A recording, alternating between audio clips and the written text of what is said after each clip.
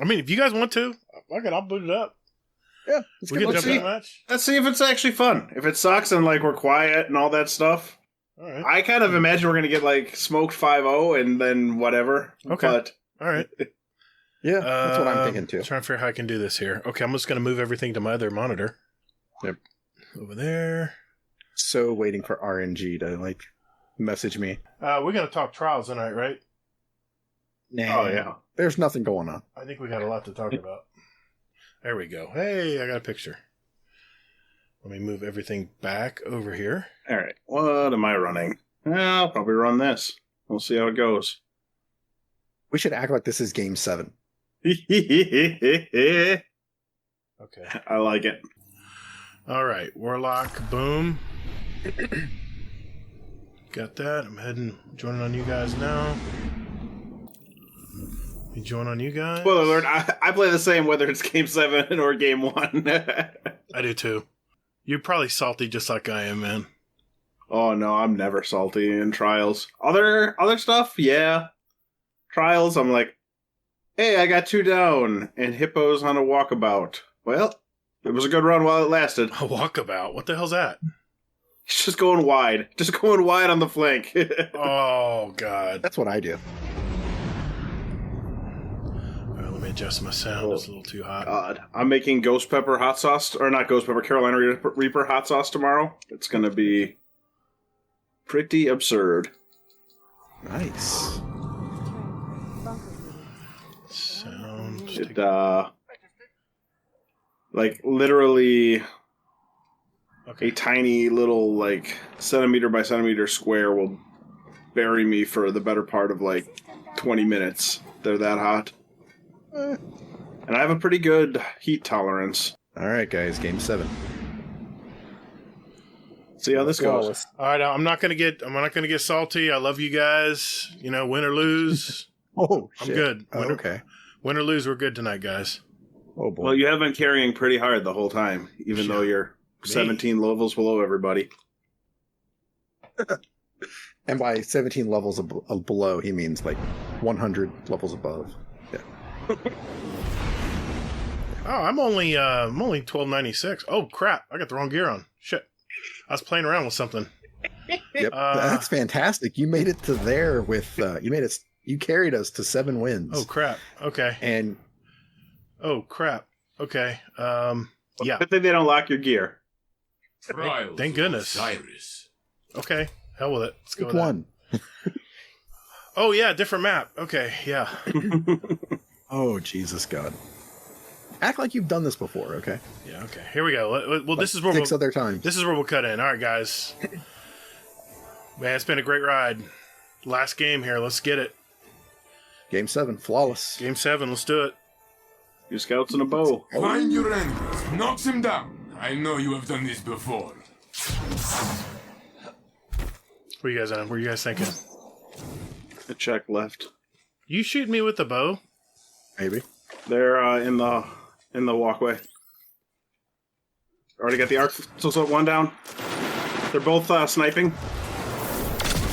Oh, shit. I got a grenade on him. Got him weak. Fuck. He's gonna get the res. Fight to win. Yep. Other guy's pushing up. I screwed 1 up. minute left. Hey, got nice this, shot. I'm dead. Yeah, well. This round is theirs. But It's all right. you can That's just win one. the next. Hey, that's all right. We're good. We're good. Oh, Arc Souls. My favorite. Yep. You are behind, but you can still win. Rye was giving me a fresh supply of those last week. It was awesome. Gives you a little extra confidence, you know? Definitely helps you win your ones. Yeah, it does. Oh, there. Thanks for the Arc Souls.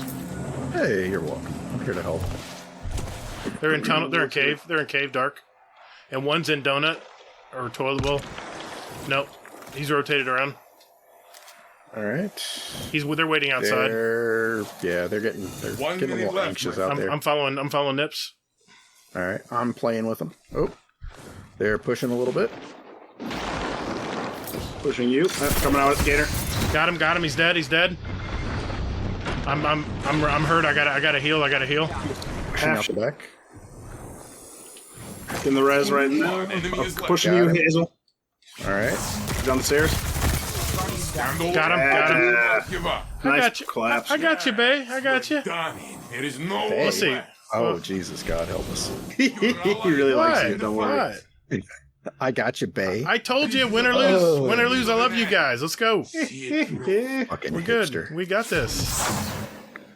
You know they're gonna boy. snipe middle, so I'm gonna go through cave. I'm gonna do the flank. All right. Oh nope, they're waiting for us on dark.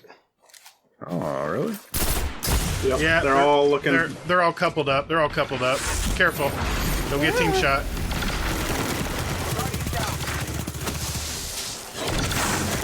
I screwed up. Your fight to win. Mistakes were 1 minute made. left, my friend. He's coming into the tunnel to get the res. Got your res? Your ally is back in the fight. 2v2. Stand alone. Damn it. Do not give up. Upstairs. You getting the res? Got that one. Got the Nice bow. try, Gator. Got the You're bow. on your own. 1v2. Yep. We believe in you. Ah, too big. God. Really nice try. Too much firepower. There. I missed my one tap on the Opponent guy. revived. Not very good. That's my real problem here. We got this. It's all right. We're good. The other Two. team is They pulling ahead. got two. We got one. Time We to got get this. away. Yep. We got this. We got this. I'm switching over to sniper. I can't do it now. Well, you He's know we're coming in the out. middle of a fucking match. no. I'm switching to darkest before. I'm good. Heavy's up. They're tunnel. Well, two tunnel or donut. Maybe they're on heavy right now. You got it. Ward cliff. Got him. Backing up. Backing up. He's behind you. Oh, he got me with a bow around the corner? Yeah. Through a wall? Really? 1 minute They're left. on the. Oh, you got him. You got him. One left on me. Oh, nice try. Oh, good try. Good Opponent try. revived. This I'm dead round weight. is One in. out. 3-1. We're still alive. We're still alive. Opponent We got this. revived. We got This beer's gonna die pretty quickly with how quick these rounds are going. You are behind, but you can still Talk to Gator win. about that. We got He this. left his carry juice behind him, I guess. I'm out of crucible juice. Sorry, guys.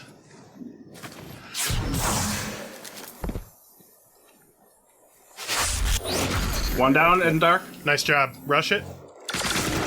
They got the. Oh, that's my grenade. That's my grenade. Oh, hell. I'm stung up. He's weak. Only one. I got a... Last one is no shields. You are all the Yeah. Your Nice work. fight to Nice win. work. Opponent Where's Hazel? Is revived. this Hazel? Do it again. No, that, yeah. yeah, that is Hazel. Okay. Boy, I Thanks hope a lot. they, Thanks a I lot. hope they think No, it's Hazel and no, not you. no. I was teabagging the other people. I wasn't teabagging Hazel. Nice, nice. Real smooth. I got a super. I'm going to use it. Now we're going to get. They have a super as well? destroyed. I'm going to go to Just as B. a heads up. I'll use it as a shutdown. I'm going to flank. Okay, they're probably All right. dark. Yep, they're waiting. They're waiting. Yep, there's one waiting outside B flag.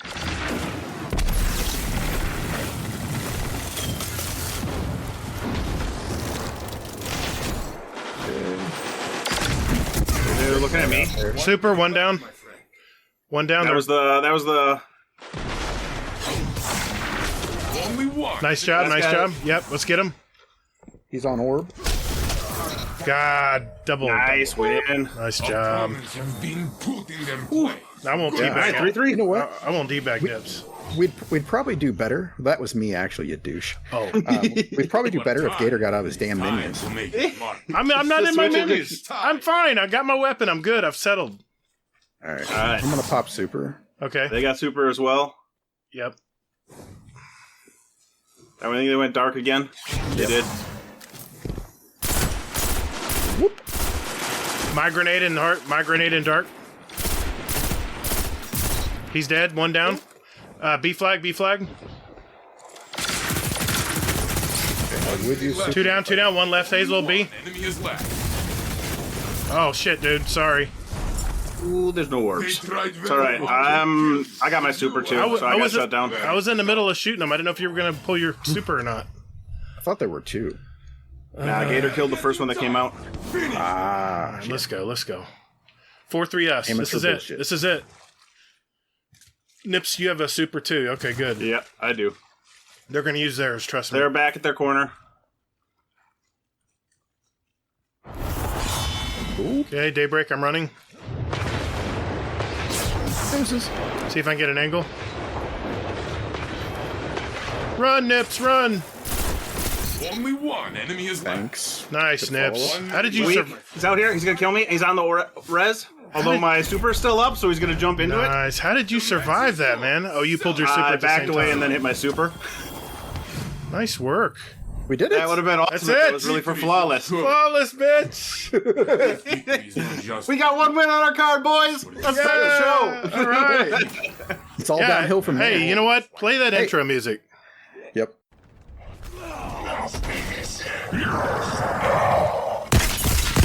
Guardian down.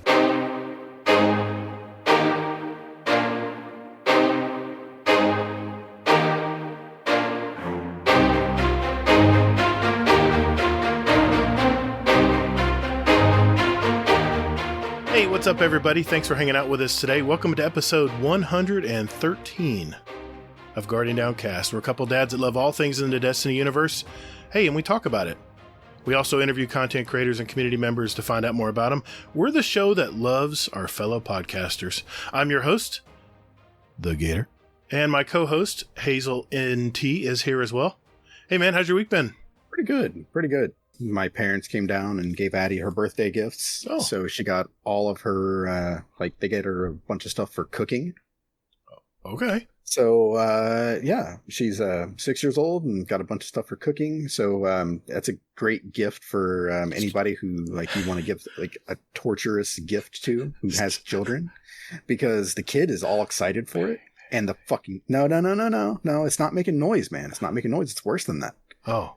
Because the kids actually cook, and or they try to, so they make a huge fucking mess, Yes. and then they leave it for you to clean up. Oh, am I supposed to clean that up, Mommy? Yes, you're Yeah. supposed to clean that up. Yeah.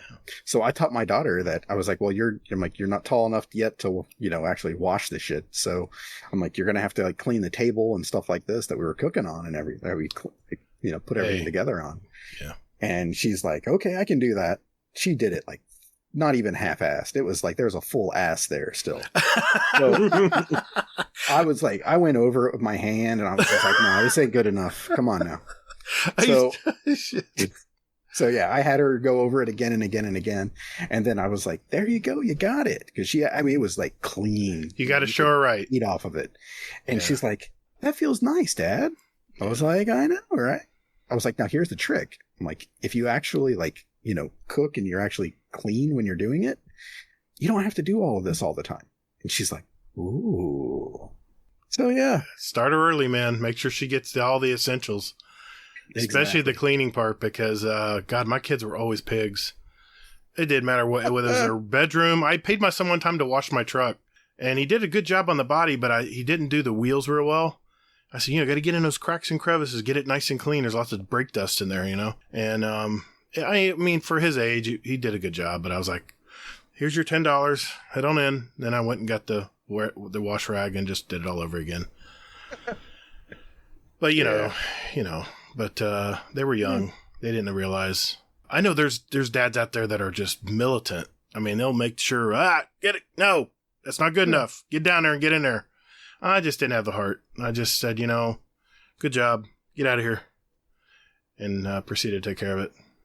Yeah, I was pretty militant about her cleaning the damn table, though. I'm like, come on now. Well, So- inside it's different. Inside your house is a lot different. Yeah. Yeah. So yeah, aside from that, work is a shit show, but yeah, isn't everywhere. Yeah, I hear you. What about you? It's been a pretty average week, diving into Destiny and working. I mean, that's been my whole week pretty much. My wife and I went to a couple movies this week. I'll talk about those in a little bit. Oh, I'm sorry. Let me look at my Weather Channel station here. Elmer Fudd, it's 75 and rainy. A little bit of sprinkle tonight. Just want to let you know. I've gotten 0.08 of an inch so far since 8 o'clock tonight. Overall, overcast skies. It's been an average week. What can I say? It's Destiny, man. I'm just diving into Destiny. The stories are awesome.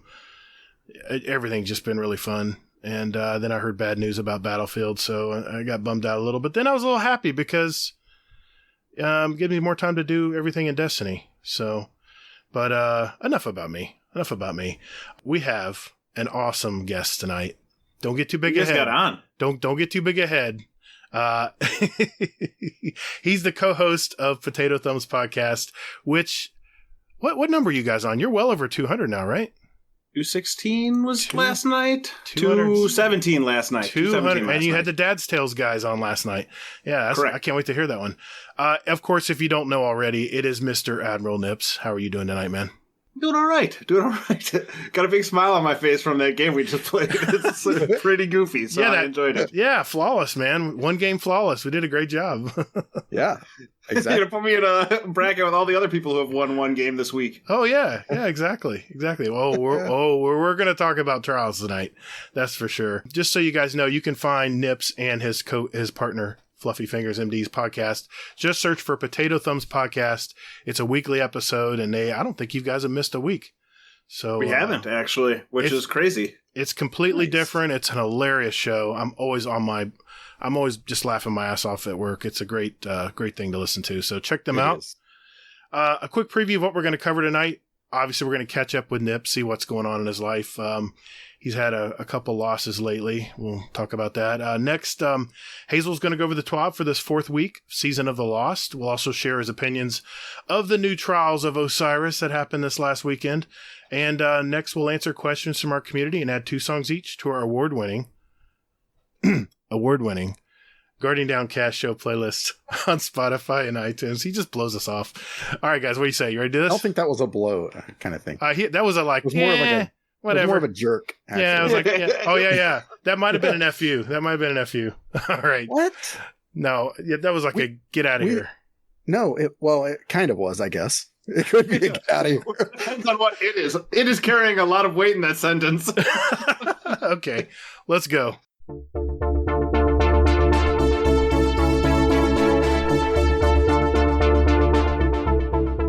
Hey, thanks for listening to Guardian Downcast. You can find us on Twitter at Guardian_D_cast. Or, you can find us on Instagram at Guardian_Down_cast and see what pics our weekly guests want to share with you.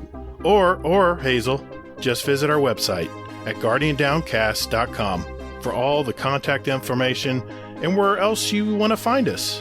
And you can also play any past episodes you like in any order you like, right from your browser. Don't you or me, man. Anyway, so hey, Guardians, check us out, and later, Guardians. Toddles. Hey, that's my line, man. So, Mr. Admiral Nips, how you been, man? I know you've kind of gone through a lot of changes in your life lately. I don't want to start on a sad note, but I believe your longtime partner passed there. Yeah. So August 25th, I had to put down my dog, the original Admiral Nips, if you will. The reason my gamer tag was Admiral Nips was because my dog Apollo, when he was a puppy, was a biter. So we would always call him Admiral Nips or the Admiral or whatever. And so when it came time to pick a gamer tag, I'm like, well, whatever. Good as anything. So I picked that one. But so I got him in September of 2005, and he passed on the 25th of August. It was a real bummer, obviously, because sure. 16 years of him being by my side every day. Yeah. And I've lived a charmed life. I'm not gonna lie. Like, I have never lost anybody as close to me as that dog was to me. So without long periods of time. So it hit me pretty hard. Yeah, sure. And then it happened while at work, my new job, the first deadline I've had at this new job. It was basically my 90th day at the job when it happened. The coworker who was, my mentor was on vacation, and I had to try to get the stuff to the finish line, and everything went horribly wrong that week. So it was a real rough time. And then, the cat is jumping up into my lap, and he's we'll get to his issues. And yeah, I know. I heard on your last show about that too. So the weekend I was going to take my dog's ashes back to my parents' farm to spread it out on the farm. My cat started throwing up on Friday. My cat, who we got in 2003, so he's 18 years old. Wow. And I took him into the emergency vet, and they're like, "Oh, he's a little yellow." And I'm like, "Well, that can't be good." jaundice is never good, especially in old cats. Yeah. So we're like, oh, he's probably got a fatty liver, which isn't great, but you can do stuff with it. And then they called back like 7 or 8 hours later. I mean, it's probably like 5 hours later after doing the imaging, and they're like, yeah, he probably has a little bit of fatty liver, but that's not the underlying problem. There's a big old mass that we can't get to behind his stomach and like at the top of his intestines. I'm like, all right, well, that is not great. So we have been doing kitty hospice for the last 2 weeks. He's got a, you guys can see it here. He's got an NG tube in his nose now. Okay. Yeah. So 4 days a week, or four times a day, I feed him food, liquid food through his NG tube. Right. His water, his drugs. I mean, he's eating his own food too, just not enough. Which I think was the problem, was he wasn't eating enough because his stomach was bothering him because the mass is pushing on his stomach. Makes sense. So his body started going to problems. So once we started getting him food, he's put on basically half a pound in 2 weeks since we started feeding him. That's good. That's good. And he's doing well. Like, we know it's limited time. Like, I took him back in on Monday because his NG tube, which is just basically a tube that goes in through the nose and down into the stomach. Right. And if it moves, they have to recheck it because it can pull out of the stomach and then you end up pouring water into the lungs, and that's a real bad thing. You can't really do anything about that. No. So I took him back in, and they ran more results, and I was like, hey, yeah, he's doing better. And they're like, yeah, he's doing better, but his liver numbers are still just collapsing. So it's rough, but I got time with him. Like, Apollo was fast, right? Yeah. I took him in on Monday, and he was gone by Wednesday. Miles, I'm getting to at least a long period of time to say goodbye. Work's been crazy, so it's just been a lot of stress the last month. Sure. The best part about it is I found that I really am lucky to have so many good friends in the community. Like, people that I don't even talk to that much, but like, we played games together for periods of time. Well, they'll hit me up and they've been looking out for me. And obviously the people who are there playing games with me all the time have been there. And it's been really great how everybody's been as kind as they have. So while it sucks, it's good to know that you've made real friendships in this world of video games. Yeah, exactly. Yeah, I can. I had one of my best dogs I've ever had was a all black with yellow eyes, full size male greyhound. We called him Stormy. His name was Sendal Storm. Was his racing name, and I brought him in because he was yelping. And this dog's 8 years old. It's in its prime. And we brought it in there, and the doc says, let me just do a quick x-ray just in case. So we thought his shoulder, like he had pulled something. That day, I mean, she got back to me right away and says, I got to show you something. It looked like literally the cancer had bitten out of his shoulder, all the bone, like a literal bite mark, like something had just bitten off all the bone. And, yeah, we had to put him down. They asked me if I wanted to put him down right there. I'm like, hell no, I don't want to put him down right now. And we brought him home and let the kids play with him. And a week later, we had to put him down. He was in so much pain. So we need, at least you have time. It's different when you have time to kind of make your peace with him. 18 years is a long time, man. Yeah, and so it was fast. It was weird.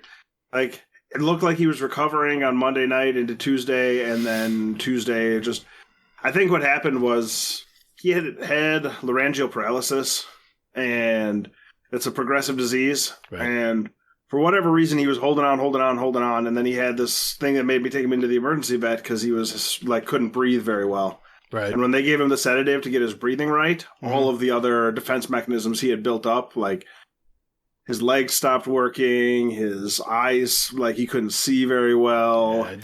He slid down the stairs and bounced his head off a wall. So he's got some neck problems that seem really bad. It's like, okay, well, it's selfish to bring him home. He's in a lot of pain. So went and said goodbye. And it's, people think it's so traumatic to put your pet down.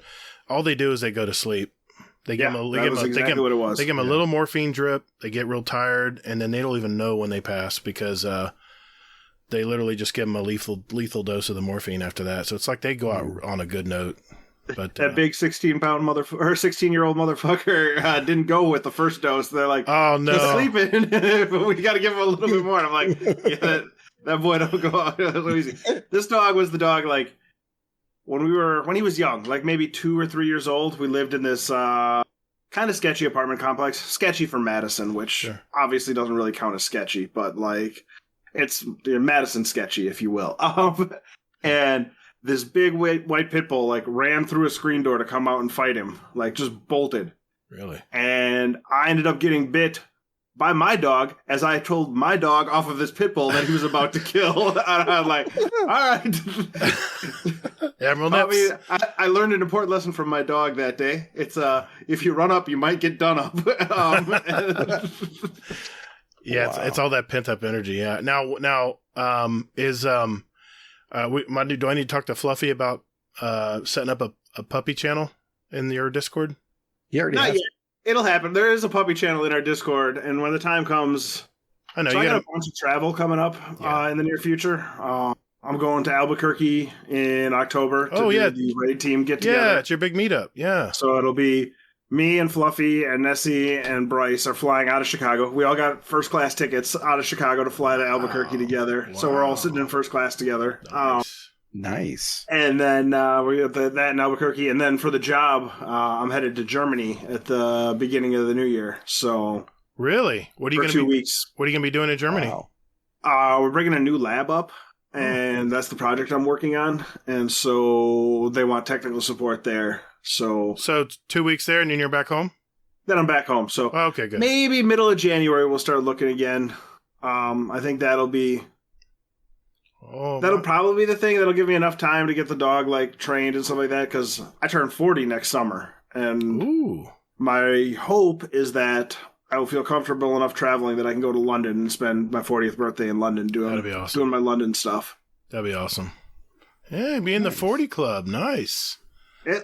Hazel not there yet. Hazel knows. Still got a little bit of time. Yeah, Hazel's seen that already. Sorry to throw you under the bus, buddy. Yeah, by a couple months. Yeah. Yeah. Not like a couple decades like you. Got him. I can't come back from that. All right. Yeah. Yeah, it's you were talking about like dogs going to sleep and stuff like that. My dad, like we had a dog for like 15 years, and my dad, he was a Vietnam vet. He was a medic and stuff like this, and he's like I cried more when I put our dog down than he did for putting like humans down. Yeah. Well, you know what? And I'm like, yeah, just, I mean, they just have that, like, it's a part of your life. Like, it's family. Now we're 3 weeks out, and most of the time it's okay. Like, I've gotten there. The things that get me are, when we get done recording the podcast and I push my chair back, he always used to lay right here, so I have to like step over him to get out. So I catch that. Right. When I pull into the garage and I don't see his ears hanging out, basically he'd sit in the kitchen and look out the window at the garage. So those are like the 2 times that still kind of get me. Right. Yeah.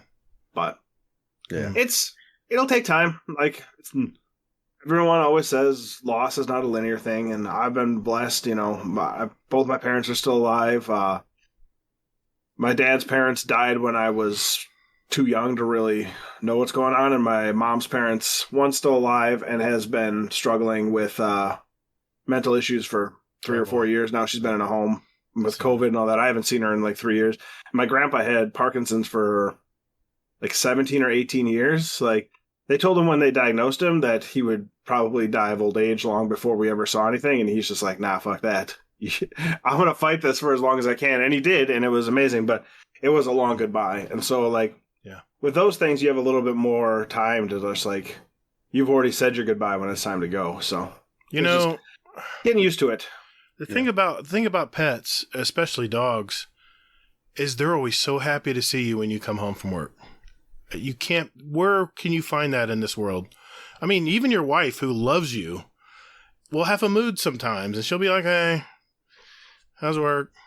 But your dog, every time I open my door, my dog's like, big old tail, just like it's like a bullwhip tail. It's she's a mix. She's got hound dog in her, so her whole back end moves when her tail moves. Sorry to give you that gesture, but she's just so excited. This gesture? Yeah, that one. Get out. Get it out. Get it out. But yeah, get out of here, gesture. Now, have you seen the new special on dogs? I know it's probably not a good time to watch it, but You got to watch. I mean, at some point you need to watch it. It talks about it's all about dogs or something. I can't remember. It's on Netflix. I'll probably check it out sometime. Yeah, it's their Something Explained or something series, and it was on dogs, and it was really cool. I mean, that was the blessing in disguise for COVID, right? The last time I was in an office was March 13th of 2020. So I got to spend basically 16 months every day with that dog. So, and I knew it was coming. It just wasn't expecting it to be on the drop of a dime. So it took a little bit of time, and it'll take a little bit more time. But in the end, nobody gets a pet expecting them not to, not to have to say goodbye someday. So. Yeah. It's part of being a responsible pet owner is knowing that day's coming. It's just when it gets there, it still sucks. Yeah, it does. Well, I know that when you were last on, you were I think it was your last day at your old job. Oh, yeah. And yeah, I think it was actually your last day at that job. And then God, I was lit that night then. You probably were. We're heading that way again tonight. You were celebrating, I remember. Yeah. He says as he takes a big drink. I'm just curious. I'm curious what minute we're going to get into this show where he starts to slur his words. It'll happen. Yeah, it'll happen. I bought a 6-pack and we're already on beer 3, so it'll get there eventually. Sorry. I won't be doing jumping jacks on camera like I did at Fud's tournament, but... Yeah. I'm sorry, Hazel. Go ahead. I'm sorry. You were talking about his new job. Oh, yeah. Sorry, I forgot. But yeah, are you doing the same kind of thing, or is it something different? It's a little bit different, but most of my time now is still testing new code. So for my entire career, I've been a tester, quality assurance. First at Epic. If you go to a hospital in the U.S., you probably know what Epic is, and that they're one of the main EMRs, electronic medical records. Not all, but basically every big hospital you can think of has them, and hospital system has them as their EMR. So I did that for a while, and then I moved to a small company that did basically cancer research tracking, so keeping track of protocols and stuff like that. And now we sort of found the middle ground in that I'm working for Exact, which is famous for Cologuard, which is the that's right. colon cancer screening where you poop in a box and put it in the mail and then they send it in. I'm not working on that product. I'll spare you the pun. I'll spare the pun. I'll spare it. It's I work with the people who make the tracking software, the lab management software, LIS. Would you say it's a real shit job? No, it's amazing, but I get what you're going for. So, but yeah, so mostly I test, though I have more, in this job, I spend more time talking with the lab itself and gathering requirements from the lab and right. What do you guys want to see? Whereas in my previous 2 jobs, it was basically somebody else did that, handed it off to the engineers did what they said and then gave it to me and I said, hey, this doesn't match what we wrote down, or hey, this doesn't work. Now I'm the one that says, hey, engineers, do this. They hand it back to me and I'm like, this isn't what I wrote down. Get that shit out of here. Get the fuck out. Literally, get that shit out of here. Yeah. Get that. But I'm actually working on a project that is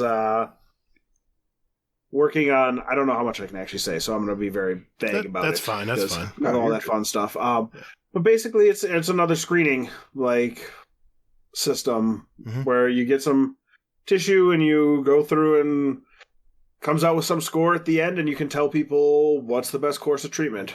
Nice. So very cool. That's awesome.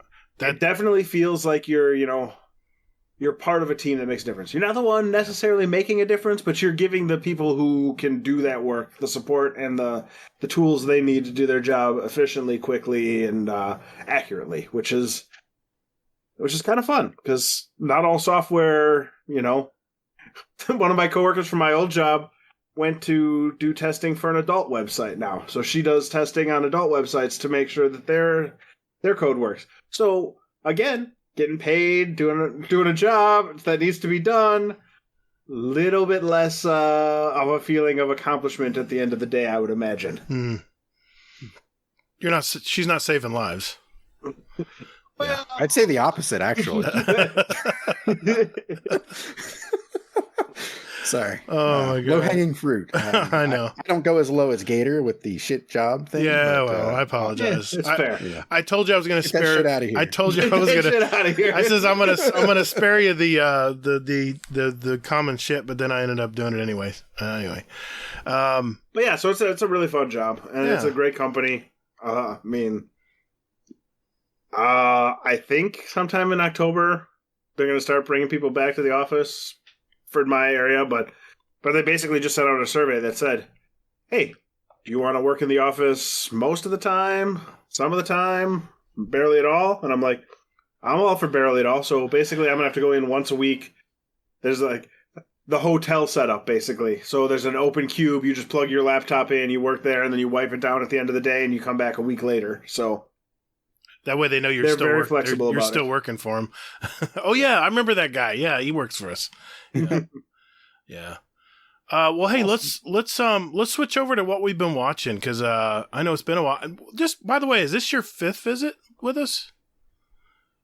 They're trying to remember. it's hard. I'm never gonna know because you guys join us enough too. So I know. there have been so many conversations. It's your 4th or 5th guest spot, I think, over the years. I feel like I made one visit, like just part of a group, and That's I right. think this is my 4th like solo one. Oh yeah, that was I that was a speedrun mess up episode. yeah. Oh boy, I miss those days sometimes, and No, sometimes I don't. Sometimes you don't. Yeah, but I mean, it's been a while since we've talked with you. I have a couple things I wanted to mention, but what's on the entertainment agenda lately? Anything new that we want to tell our listeners about? Or I'm Or rewatching Luther.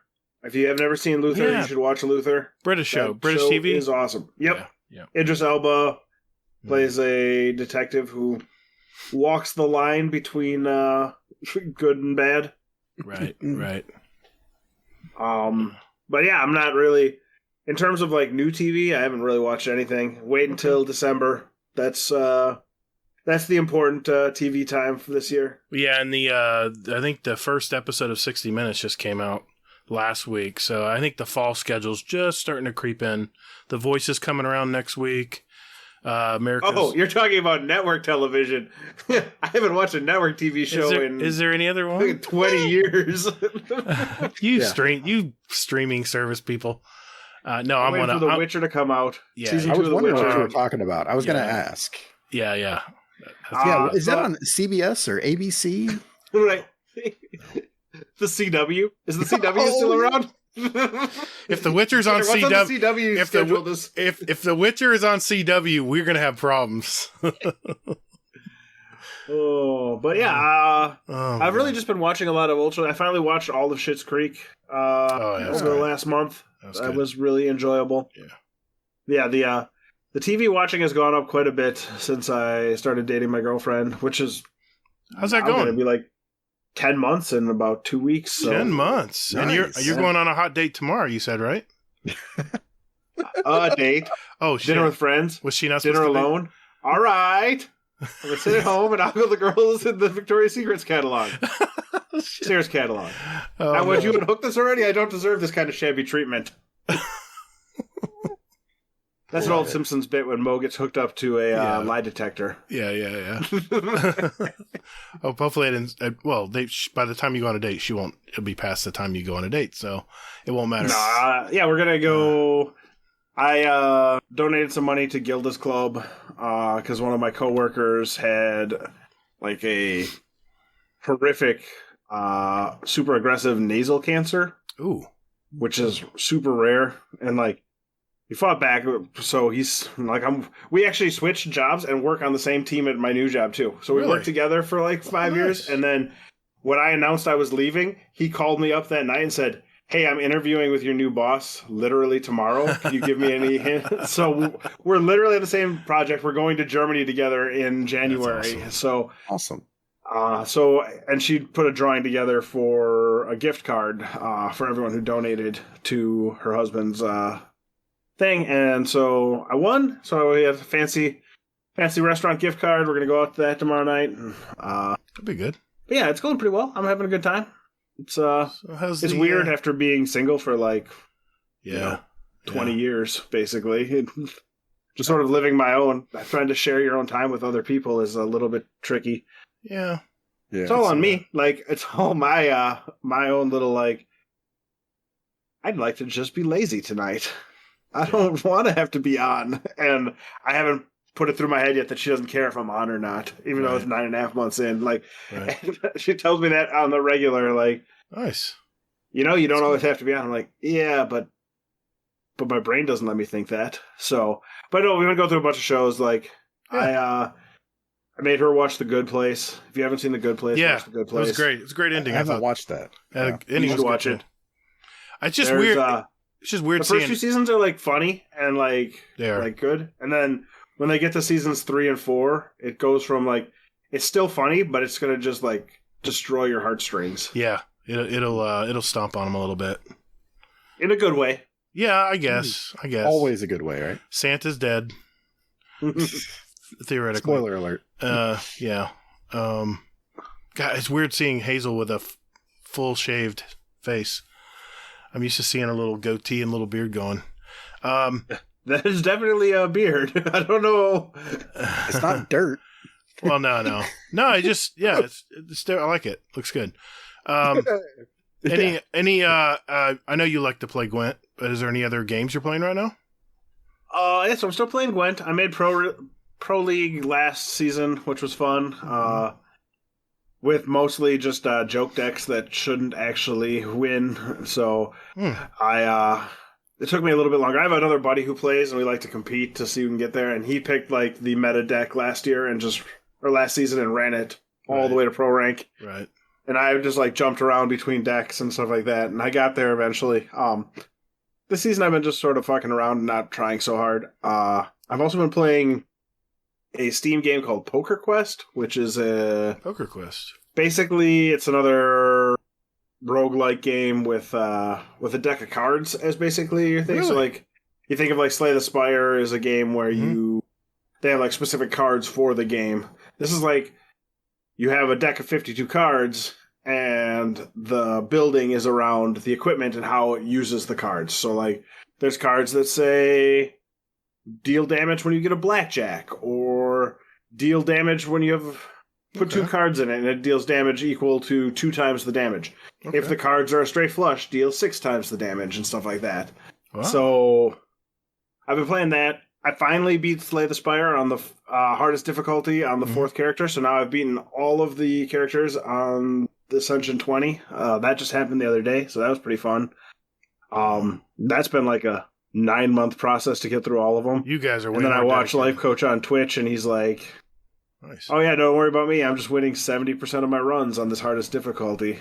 But that guy's a freak anyway, so well, nobody wins 70% except for him. You guys are dedicated to your gaming, man. Wow, that's impressive. I mean, so the thing about those are they're nice because you can start them and then quit and then come back whenever. Oh, okay. Okay. And like a single run takes anywhere from 40 minutes to 2 hours on a win. And like, if you don't win, I've lost in like 5 levels. So 5 minutes, basically, I'm out.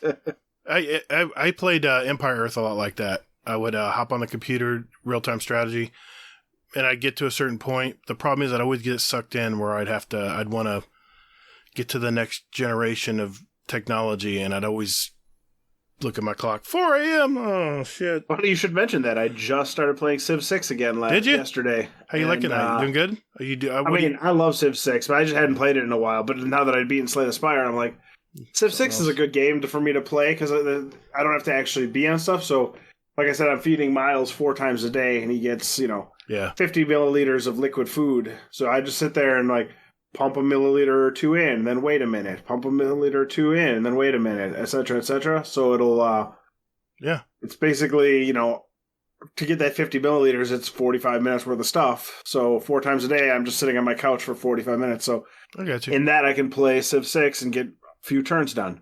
The danger with that game is each turn takes like 45 seconds to a minute. Mm-hmm.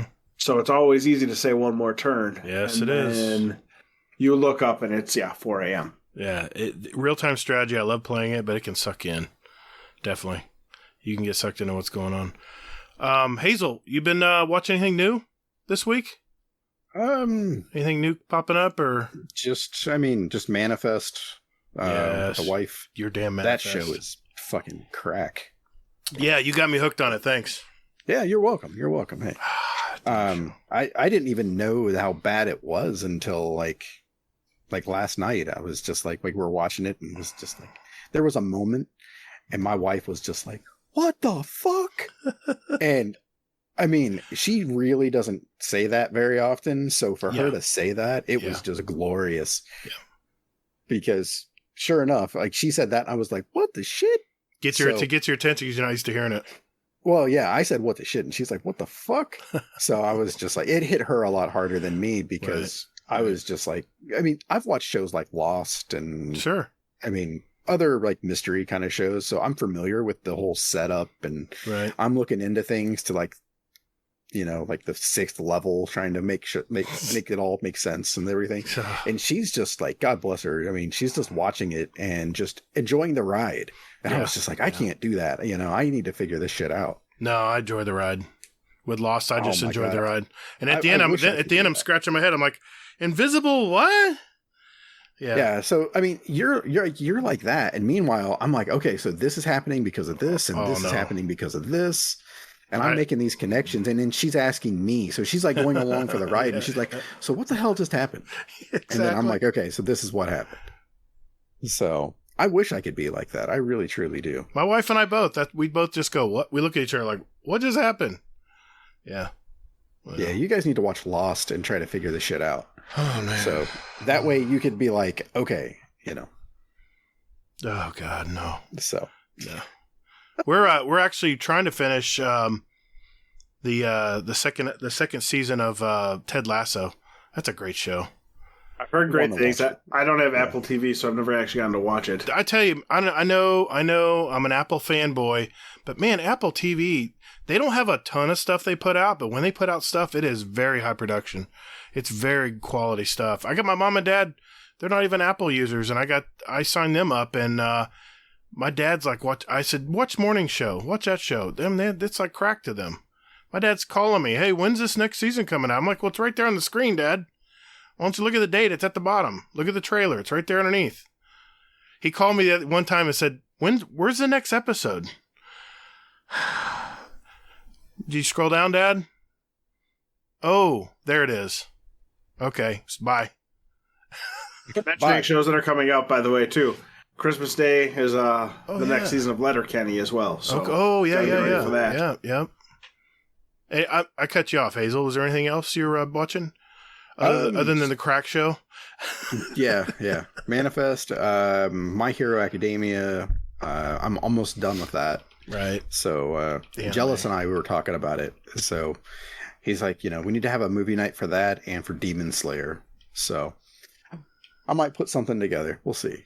So, or I might just like, you know, crack and just pay $20 and buy the damn movie and just be like, all right, I'm just going to watch it because I need it now in my life.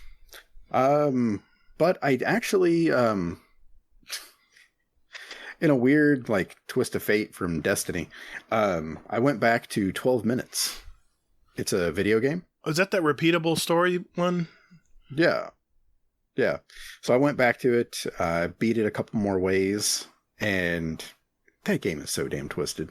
It sounds interesting. I remember seeing the previews on that game. Yeah, it was super good though. I mean, it's Daisy Ridley and James McAvoy and Willem Dafoe have characters in it. So right, but yeah, I went back to that because it's like been trending again. So I was just like, all right, I'll dive back in, and because I beat it like 3 different ways, and then I was like, all right, I beat it a couple more ways. And this is so much fun. See, I could see why that appeals to you because you like solving puzzles. I'm more like entertain me. Let's see some high production. I want to see some really good effects, and of course story. I'm a little more, high maintenance, I guess. Yeah. But I'm looking for. I also started playing Last Stop. It's another game on Game Pass. So yeah, it's basically like 4 different stories. It's kind of like one of those Telltale games. For anybody that's familiar with those, so the Walking Dead games where you get to like like a choose your own adventure kind of thing. Different paths. Gotcha. Yep, exactly. And then I was just looking at it now, trying to figure out what the hell I've been up to, and I saw that Subliminal just came, or Superliminal just came out on Game Pass. So I'll be diving into that probably next week after Trials has been put away. It's funny. I've been talking to my wife. I said, when am I going to play Trials this weekend? I said, I've never had this thought before. When do I want to play? Shit, right? I'm like, hey man, you got some of that Trials? Hey, where's the Trials, man? What's that motion, that hand gesture you're doing? It's like, like crack addicts, they scratch underneath their neck. Like, oh, hey man, where's the Trials? Suck your dick. Yeah, that's what I was thinking. Isn't that Trials, man? I have played Zero Destiny this week. I logged off on Sunday after playing Trials with Lana and Nessie, and I haven't logged back into Destiny until literally tonight when we played that Trials game to start the show. Good start. You got to win. I honestly, it has been a long time since Trials and PvP were the thing I was most excited about playing. Yeah. And this season's good. I just am not into it as much. I'm having fun playing other stuff. So I think the fact that every time I log in and look at the season pass and it tells me that there's still 160 days left in the season. Yeah. You take your time. Means for all the PvE stuff, I have forever to deal with that. And it's nice when you can unlock it back to back to back to back. Just keep moving instead of waiting until next week to figure out what's coming next. Although I do have a stupid fucking seasonal bounty done that's flashing. But it's in none of the 4 weeks that Mine's doing that too. Mine's doing that too. And it drives me insane. Every time I open it, I see it flashing, and I'm like, oh, I'll go check. Hey, how many times have you clicked it to see if it will actually pop up this time? I've clicked on it. It wasn't there last week. I still clicked on it. 3 weeks. It must have been 20 times. I was like, and then it's on two places, right, too? Because it's on the quest page and the season page. And the season pass at the bottom, yeah. Oh, my God. I'm going to lose my mind. That happened to me today. I was finishing something, and it was flashing. I'm like... And it catches me every time because I'm so used to okay, let's get it done. Check it off. Let's get going. Yeah. Wasn't Hazel talking about stuff he's been playing? Did you get to finish? Yeah, that happened. Did you get to finish your sentence, Hazel? Yeah. I mean, it was just, okay. All right, sure. I transitioned to Destiny talk. Let's make it sure. You know how that goes, man. Well, but no, I put in, I'm just curious. So I put in 8 hours in Trials. Oh, you want to look at Destiny Trials Report? I have it popped up, in fact. I do too, in fact. Well, I did, and then it went away. Hold on, I'll pull it back up. Liar. I had it up. I was looking at my stats from last week. Get that shit out of here. I was looking at that. I was, really. 1.54 you got there. This. You were checking me out? This season. I got you right there. I could pull all of us up after our game. All right, yeah. How many hours did I play last week? Does it say? I think 12. I think I played 100 matches. That's a lot. Not when you compare it to Fluffy, but compared to normal people, yeah, that's a lot. How many did Fluffy get in? Fluffy paid 400 matches last weekend. What? I think he likes it. I think there's a reason his back is wrecked right now because he spent all last weekend. He had to buy a standing desk because Trials wrecked his back. Oh my God, that's hilarious. I mean, not that poor Fluffy, but that is hilarious to hear. Because I know Fluffy's like me, man. We're addicted to that Crucible, you know. But he was out for a while, but yeah. New Trials has definitely definitely scratched an itch. Same for me. We didn't talk about it a ton last night because we did the Fast and the Furious movie, but we did talk about it for a long time because even the Dead Tales guys hopped in and played Trials. Everybody is. Everybody played Trials last weekend. Let's see, almost 3/4 of 1 million people played Trials last weekend. That is insane. Yeah. That's a lot of players. 750,000 people. Yeah. That's a lot of players, man. I won 30% of my games and didn't bitch once the entire time. Do you know what, though? 30% of the players went flawless. 100,000 went flawless for the first time ever. That's amazing. Shit from the fucking sorry. What an asshole. Well, my wife and I saw 2 independent movies this week, and I just wanted to let you guys know about them. Where the hell do you find these movies? That's what I want to know first of all. Called, do you just go to the movie theater and go I'm going to throw a dart and go pick that? No, they're called Artisan. It's an Artisan series. It's where they're independent movies that get to the main theaters, and the theater usually has room because there's not there's a limited amount of movies that come out every week. because of. You mean they have a limited amount of room in the theater? No. They had they have they usually have extra theaters, so they have room for these art. Anyway, my point being, that first one I saw was called Small Engine Repair. You're like, oh shit, what the hell's this about? It's about small engine repair. It's about Lawnmower Repairman. No, it's about these New Englanders who I already don't like it. These three guys are lifelong friends ever since they were kids, and the twist is they fix small engines. Well, no, what it is the main character, which is the dad of the daughter. There's a daughter that gets that basically these three guys. The mother was an F up, and she was an alcoholic and ran off, abandoned. So these three friends actually became three dads for this girl. It was really sweet. And then isn't that a Steve Gutenberg movie from the 80s? No, it's not Three Dads. This is not Three Dads. This is like the trilogy. That's you guys are killing me. You guys are killing me. Sorry, I'm a horrible guest. That's all right. Never invite me. It's all right. All right. But anyway, it was the ending was pretty intense. So if you see Small Engine Repair, which will probably be on Netflix soon, I'm sure, it's worth a watch. I thought it was pretty good. It's about three dads who basically have revenge on someone for hurting their cooperative daughter, and it gets really crazy intense at the end. So the other one I saw was called The Card Counter. It was actually produced by Martin Scorsese, and Star Wars. Oscar Isaac, played Poe in Star Wars. He was the main character, and he actually went to jail for being involved with Abu Dhabi, and he learned when he was in prison in Leavenworth for 7 years, he learned to count cards in prison. And it just talks about him getting released from prison and adapting to life after being there for 7 years. And he goes on the pro poker circuit. And it's all about card playing. But man, is it twisted. It's got a lot of dark stuff in there. And there's other elements that come into. Tiffany Haddish is in it. You mentioned Willem Dafoe. He's in it. Ty Sheridan is a key character in it. And but I'll be honest, I didn't like this movie. It wasn't that good. The story. You ever watch a movie where the story just kind of meanders just the littlest bit, and you're just waiting.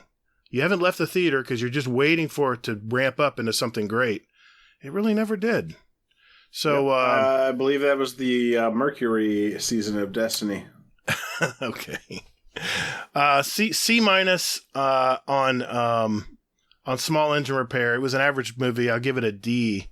Card counting was the D, right? You told us to watch yes. Small Engine Repair. Small Engine Repair was good. The Card Counter, I give it a D. I don't know if you'd want to watch it. You might be frustrated by the end of it.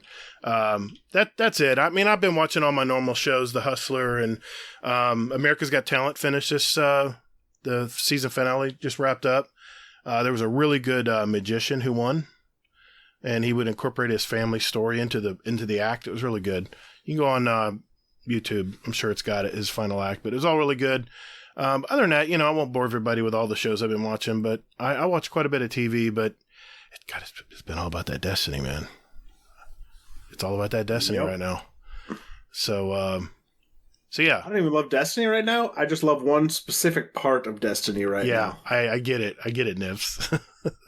I'm actually super excited. Next weekend, I got people coming into town for the beer fest. Oh, one that's of them right. being Barat. That's right. So I'm gonna have Val just sit on my PC and play because he's too lazy to actually bring his own system. Get himself up to power level to play Trials with me. So I'm just gonna give him your put account? him on mine and say, okay. Nice. Spoiler alert! I'm going flawless 3 times next weekend.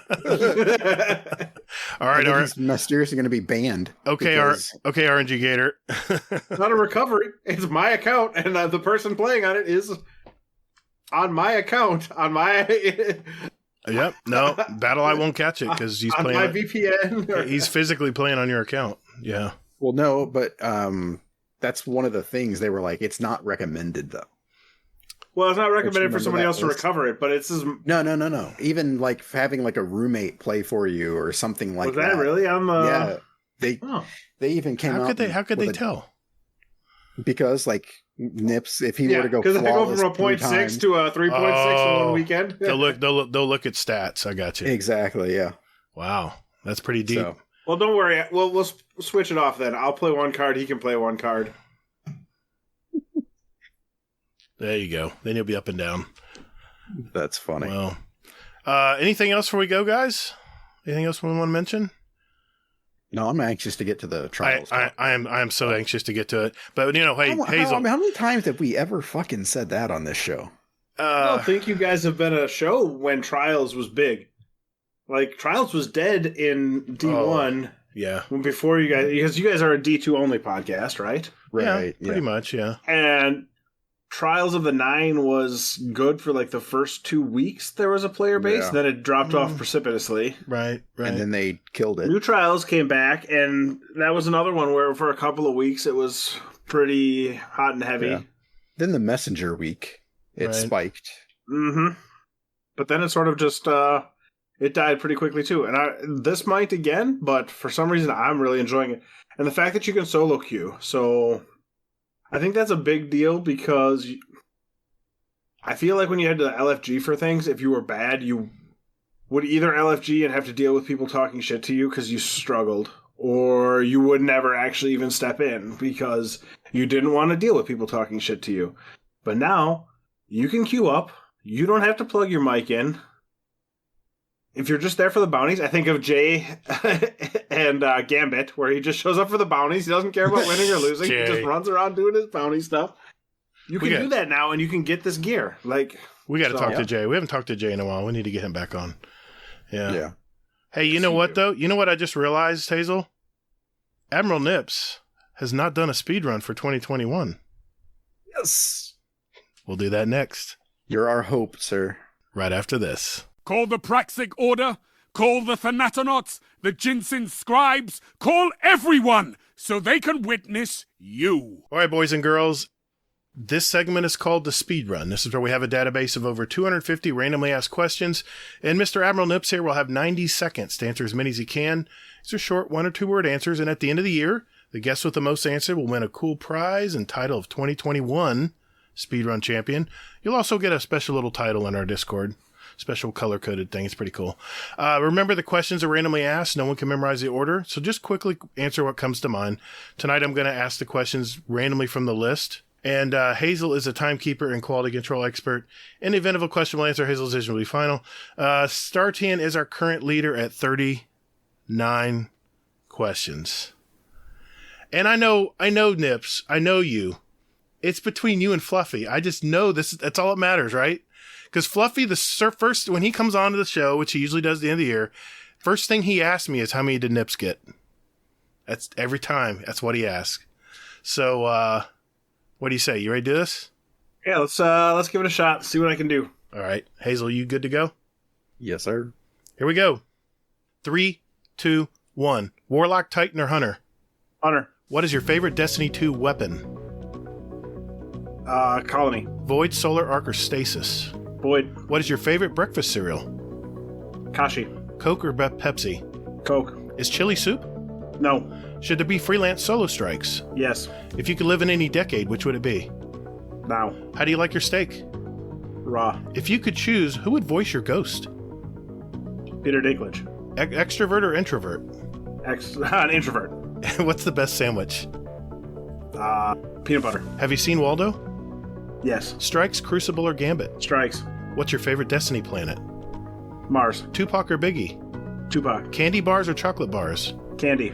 Can you solve a Rubik's Cube? No. Favorite smell? Not gonna answer. Pass. Least favorite smell? Gator's mom. Have you ever asked anyone for their autograph? No. Favorite color? Blue. What number am I thinking of? 7. Rock, paper, or scissors? Rock. Have you ever been in a band? No. Horror movies, yes or no? No. What's your motto? Would you like to know to apologize? Apple or cherry pie? Apple. Simpsons or South Park? Simpsons. Is white chocolate actually chocolate? No. What color is your toothbrush? Blue. Is Telesta the besto? No. Grenades or melees? Grenade. Cave or treehouse? Treehouse. Mario or Sonic? Mario. Taken King or Forsaken? Taken King. Limeade or lemonade? Lemonade. Boxers, briefs, or thong? Boxers. Carpet or tile? And tile. Dude, are you serious? I had a couple that I screwed up on. Shit. Are you? No way. No way. Are you? Hazel, are you serious? That was 90 seconds? That was 90 It was seconds. 90 seconds. I had a couple that I paused on. Mother of He God. did. He had a couple that he paused on. Dude, I think I know what his number is. Yeah. Same here. What is it, Hazel? What'd he get? 39. 39! 39! I never knew this day would come. I was just so down. I was like, yeah, don't worry about it. Hey, first thing Nip says tonight, you didn't hear it on the show, but he goes, well, what am I trying to beat? I said, don't worry about it. I said, just have fun. 39! Yeah, he's like, woo. 39. The gauntlet has been laid for Fluffy. Wow. Fluffy. Didn't he already go this year? No. He is Oh, not. that sucks. You guys have He'll not been beat it. on. Knowing Fluffy, he is just competitive enough to beat that. Oh my God, I'm going to have to read so fast. All right. I'll try my best. We hit a good run there after the least favorite smell. Well, we started flying after that. Well, when you got hung fucking up, colony. when you got hung up on the I was most, laughing about that. when you got hung up on your favorite Destiny 2 weapon, I was like, oh, this isn't going to go good. No. Yeah. And then you just freaking hit the accelerator, dude. Wow. Yep. And he paused still after that. He too, so, yeah. did. I did. I was job. like, damn, he could have gotten like 2-3 more. You could. I could have. But that was I'm still a professional choke artist when it comes to. I do just enough to get into the running, but I can't act. Oh, no. You're tied. By the way, the reason we won that game today, in the first game we did here, because it was actually game 1. Because Yeah. if it was game 7 and that game was the Oh. same team we were playing, I would have missed all my shots and choked so hard. I probably would have too. I mean, it's like bowling 300 games. I've bowled 300 games. You know how many 299s I threw before I actually threw my first 300? You get to that point where the adrenaline just overcomes your brain. And until you get there enough times where your brain says, oh yeah, I've been here before. It's the same thing, man. It's the same thing. You Dude. say 300, in my mind, I'm translating it to my bowling skills and being like, oh yeah, those 170 games. Those are real good games. You know what? I tell everyone this, whether it's getting better at Crucible or bowling or anything you're doing, eventually your brain gets acclimated to where as you rise and get better and better, your brain acclimates to it and you don't get so nervous. Today I was playing comp and I was like, okay, it's 2v1. And I said, okay. I just went through my mind. I says, okay, let's separate the players out. Let's see if they'll be stupid enough to run at me one at a time. And I didn't win the 2v1, but I came damn close. My fusion rifle crapped out on me. I didn't hit all the bolts on them. I had a 1v3 last weekend in Trials, and I got the first 2, and I choked on the third. I did win a 3v1, but I only won one over 100 matches. And I was lit after that. I was so wired after that game. Just like I am now. Nip's got 39. Holy shit. Wow. I'm so happy for you, man. This is so awesome. That was fun. I always uh, enjoy it. For 90 seconds every year is just not enough time to have fun with that. well, let me ask you this. Do you want a muscle shirt or do you want a t-shirt? Just ask you ahead of time. I think he wants If a you dashiki, send me a right? muscle shirt, I will use it as a dust You rag. know what's funny? Fluffy posted on Twitter today. He actually posted his muscle shirt because he won him and Xanderfan 711. They actually tied last year, and I gave them both a muscle shirt. That's what they wanted, a black muscle shirt with gold writing. One of them's silver and one's gold, and they were supposed to wear them together and take a picture of them together. But I guess Zan's job's kind of different, and his life's different now. I don't know if they're still going to meet up or not. But Fluffy pulled the rug right out and took a picture of his, and I think his wife took it for him. And he said, in honor of AdmiralNips. So he wore the, I think he was taunting you, man. He was. But Boy. he actually sent me a text to make sure I was going to be on the show tonight, just to make sure, so that before he posted it up there. Well, joke's on him. Hey, listeners, I got a question for you. Man, that was fun. Do you guys have a great speedrun question for next year's speedrun? If that's a yes, join our Discord. Enter them in that speedrun question channels ideas channel. Ixnay that. And we'll add them to next year's speedrun. Just remember, they need to be yes or no, 1 or 2 word answers, either or questions, or what's your favorite will also work as well. And at the end of the year, we're going to have 2 drawings for a $25 gift card of your choice, and you can enter up to 5 questions to go into the drawing. So, hey, good luck with that. We hope you give us some really good and juicy speedrun questions for 2022. Can't wait. All right. That means it's that time of night, guys. It's time for This Week at Bungie.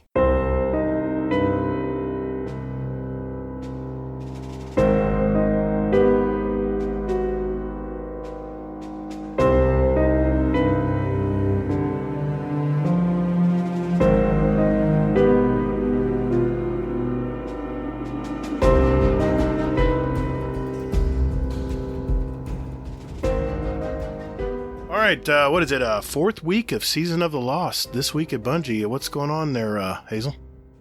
I can already tell that shit's going to get really old in 160 days left of this season. Still going to do it every week. Okay, so this week at Bungie, they released a new exotic, Agger's Scepter. Not Ager's Scepter Gator, but it's Agger.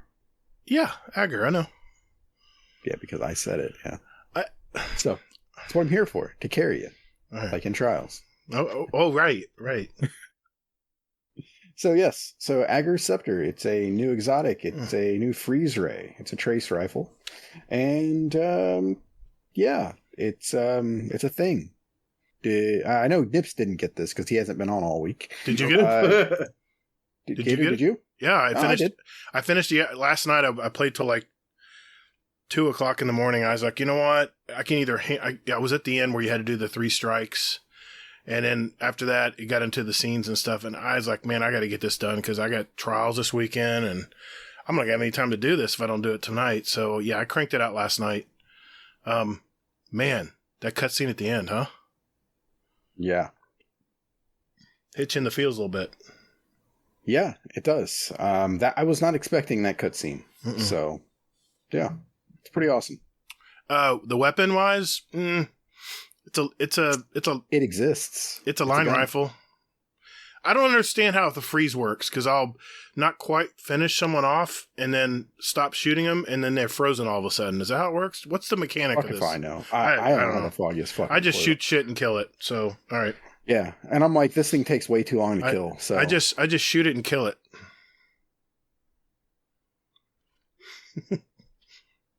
Insert the crickets there, I guess. All right, go ahead. I was trying to do the gesture and it didn't work. You know what? This title is going to be called? It's going to be called The Gesture. All right. I like to get out of it and get it out of here. Get out of here. All right. All right. So they also went ahead and released a sort of roadmap for the season, and what to expect. So pretty much, don't blink or you'll miss it. Pretty much what they're getting is everything that you have right now for Season of the Lost. Then in October and November, they're doing Festival of the Lost. So we get to look like dinosaurs. So masks, candy, and haunted lost sectors. So I think like the what was it? The spooky thing, like this fucking haunted forest. Yeah, that shit's no more. Good, because I was getting tired of doing the haunted forest. It was getting old. I'm really good at farming lost sectors, though. Perfect. Oh, Jesus Christ. Yeah, we're aware. And then Season of the Lost updates, Grandmaster Nightfalls in October and November sometime. And then Astral Alignment and Shattered Realm difficulty options. So, good stuff there. Then, December and February, Bungie's 30th anniversary event. The new dungeon, Gallahorn Exotic Quest. I wonder if it's going to be the same quest that it was to get the Iron Gallahorn from D1. I don't know. It was a good quest. Yeah, and it was on Cosmodrome. They could recycle it. It was on the last part was on the. No, you had was in the one map, the one PvP map. You had to go and fight hordes and stuff. Yeah, like but that. the very last one was on the Cosmodrome. You had to protect the table, remember? Yeah, All exactly. Yeah. Yep. And then new 6-player offensive, iconic weapons from Bungie's past. That I can't wait for. I'm looking forward to that. See what they What are bring the back. odds we get the hand cannon or the pistol from Halo? Just bring back the Petroleum FR3 fusion rifle. Because it's sunset. Christ, man. It's sunset. I want it back for Trials. That was super iconic. I don't care. Most iconic, if you will. Bring it back. I want the Petroleum back. Bungie, I want the Petroleum back. Give me the Petroleum. Yeah. Anyway, seasonal events are going to be Moments of Triumph and The Dawning. Okay. And that's pretty much it. And hopefully they'll do something. Season of the Redacted begins February 22nd, 2022, the same time the Witch Queen comes out. Imagine that. Well, I kind of assume that. Yeah, pretty much. But I hope they do something different for the Dawning this year. We'll see. I always like I'm it. hoping it's Sparrow Racing because that would be awesome. now that Luke Smith's ass is out of the picture, you know, we've got fanboys, you know, Joe and the other guy. So I mean, Luke still has to say hi, yes or no. Nah, I don't think he cares anymore. I think Luke's just a figurehead. I wonder where Luke and Jason Jones and all those fall in. I don't know. I don't care. Jason Jones just cashed a check? I don't know. Here's hoping. Yeah. All right. So after that, under the we're doing it kind of out of order, just because the main topic is something it's our main topic, in case we haven't talked about it enough already. But shit's broken. With this, the one thing that I noticed is that strike streaks will now work as intended. And so, yeah, that's with the new update that just happened this past week. Mm-hmm. And aside from that, on next Tuesday, they are doing an extended downtime. So we'll be in orbit, or actually kicked out of orbit for a while there. But aside from that, it should be up and ready for reset. I'll be at the dentist. Perfect. There we go. All right. There is some shit broken, but it's not important. Unless you get a horror's lease that's dropping at 0 power like Hades did. So. Yeah, I feel for that guy. I love that rifle too. Yeah. I told him, I was like, it's a shame that AFK forge farming still isn't available. Yeah, I saw that comment. Yep. Yeah, they'll probably give it a power. They'll probably, when they patch it, they'll probably give it some kind of power level. Yeah. They'll probably have to infuse it, but at least he'll have a power level. Has he tried to infuse it? Well, I have no idea. Okay. I'd leave it at 0. It's not like you're going to use the shit anyway. No. But movies, art, cat. I saw Did you find the cat? I found it. Little tiny kitty. Tiny baby kitten this time. Yes.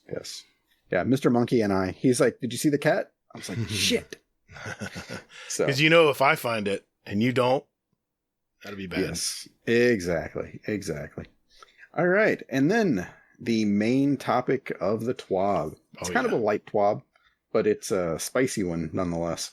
So, with this, as Gatr so elegantly alluded to before, 750,000 players played Trials last weekend. And crazy. Yeah. And not only that, but 120,000 of those played it for the first time. That's crazy. And then another 470,000 hadn't played it recently. Mm-hmm. That was me. So just some quick math here for anybody that needed that. That's basically 590,000 people that played that are outside of the norm for this. They brought almost 600,000 people into the Trials.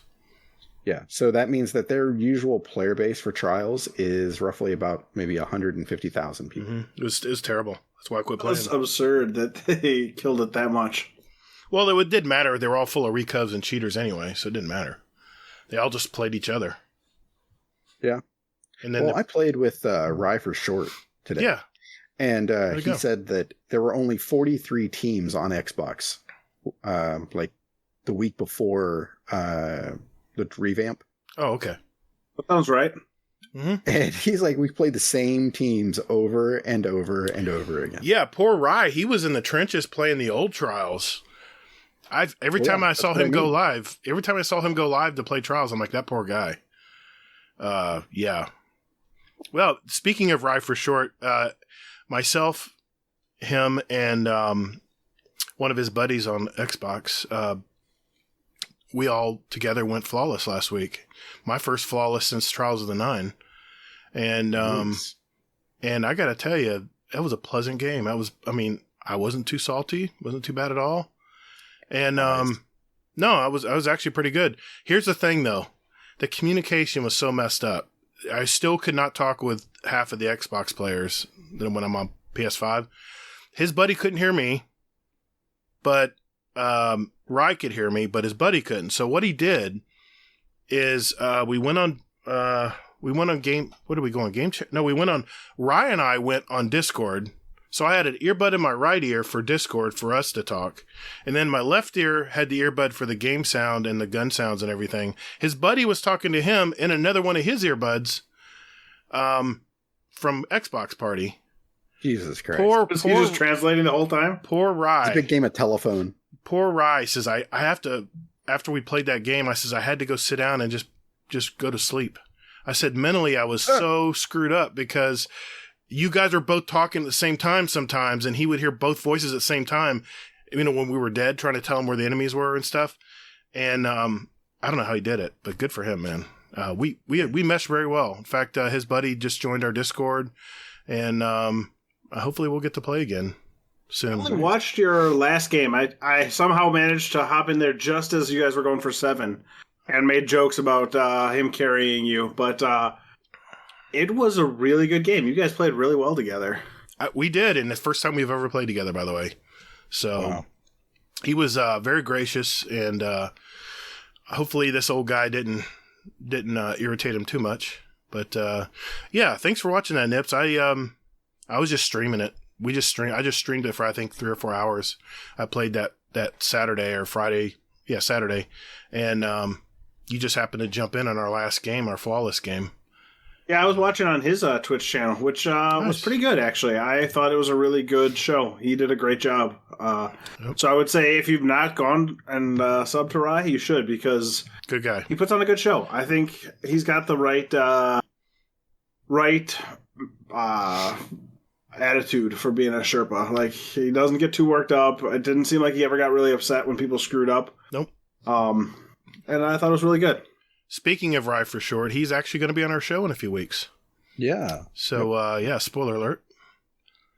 For people who listen to our show, they'll know. Yep. So, getting back to the TWAB here. So, of the 750,000 players, 237,000 of them went flawless, with 105,000 players going flawless for the first time. That's amazing. That's like so it's a goofy number. Basically, the average number of people each week went flawless last week. That's what I was going to say. The whole population of old Trials went flawless in 1 week. Previous. Most, not quite, but kind of. Pretty close, yeah. Like 50,000. So 2/3, basically. Mm-hmm. Yeah, exactly. All right. So, there is a bunch of numbers here when it comes to this. 2.8 million hours of Trials were played last weekend.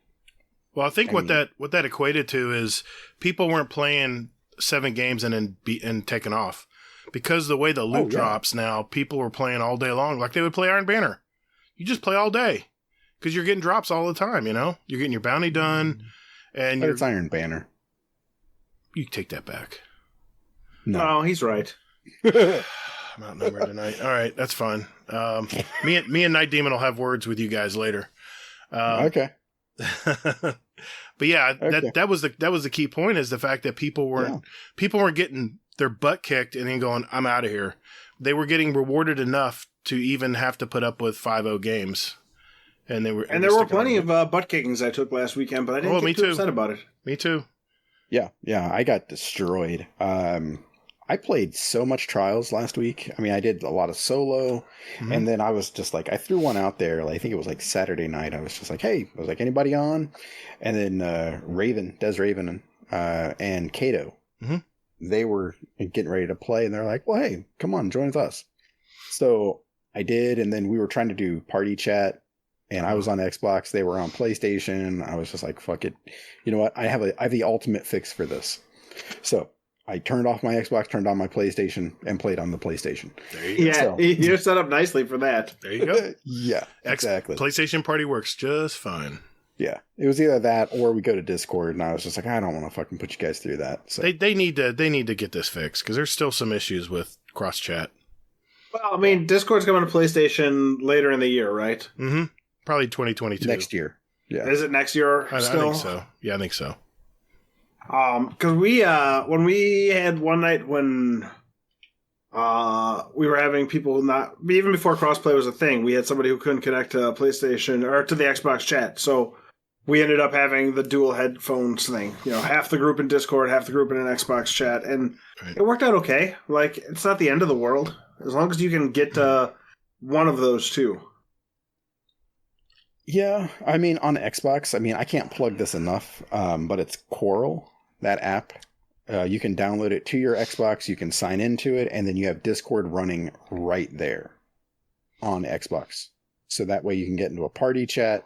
You can talk. You can still play the game. You can hear everything all through, one headset. You don't have to do the double headset thing. We got no choice on PlayStation. If you can't hear you Yeah. can't hear Xboxers, then you have to do the Discord thing, and unfortunately, it's not the smoothest thing right now. Yeah. I mean, I think we really do need to kind of figure that out some. I mean, especially before this weekend. Yeah. Speaking of this weekend,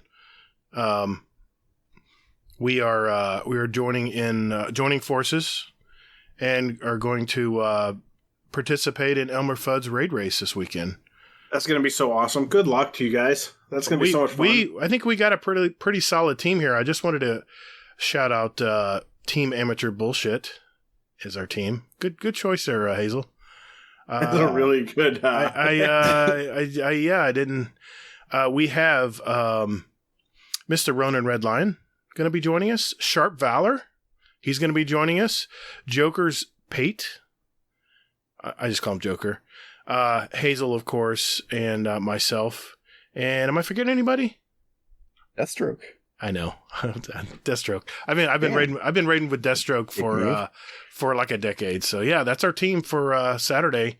I'm going to be streaming it on my YouTube channel to that's the Gatr channel to Fudd's. I guess Fudd will be tuning into it, and I think what I'm going to do is I have a software program I have that can capture all the desktop sound just like OBS does. I think I'm going to stream through it. I'm going to have to test it first.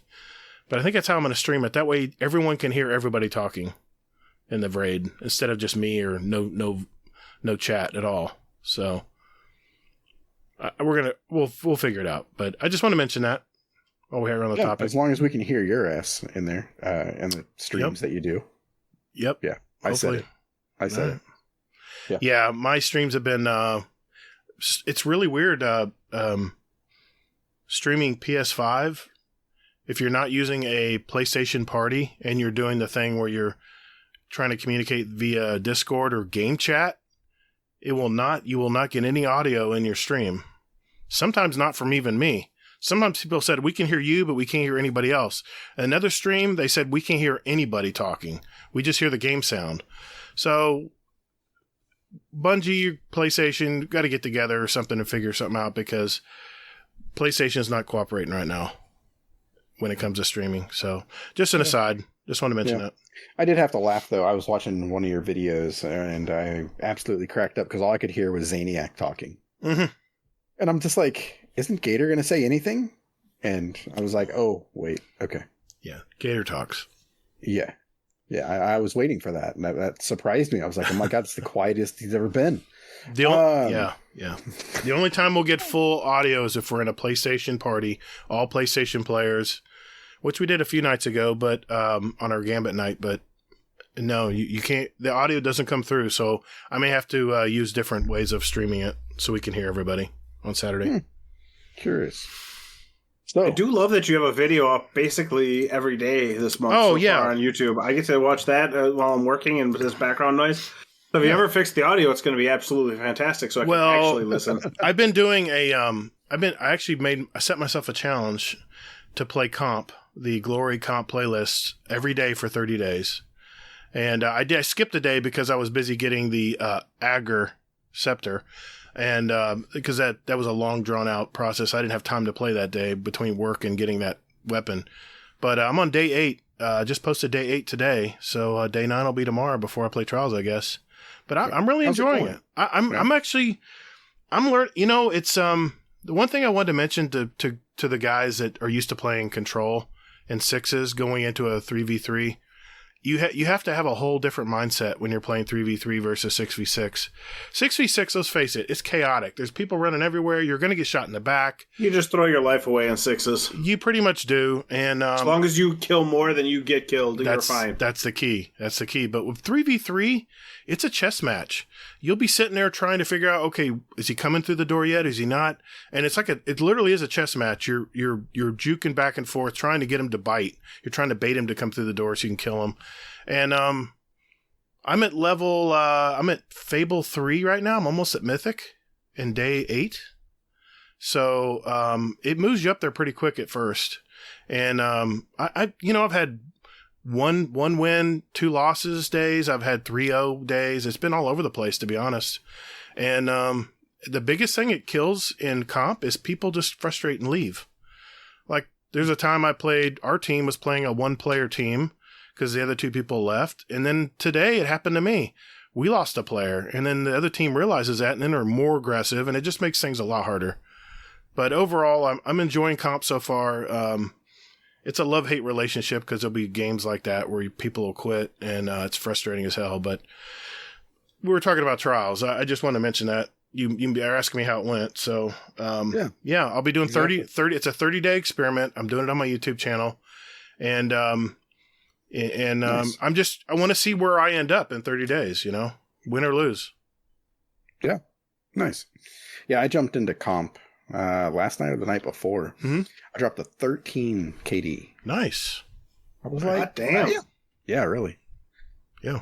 Yeah. I've been watching a lot of videos and stuff like that after last weekend with Trials and everything. I've got the bug and everything else. Yeah. If anything, it's going to help comp because more people will try to be learning 3v3 game types. And they're, I'm getting ahead of myself. Go ahead.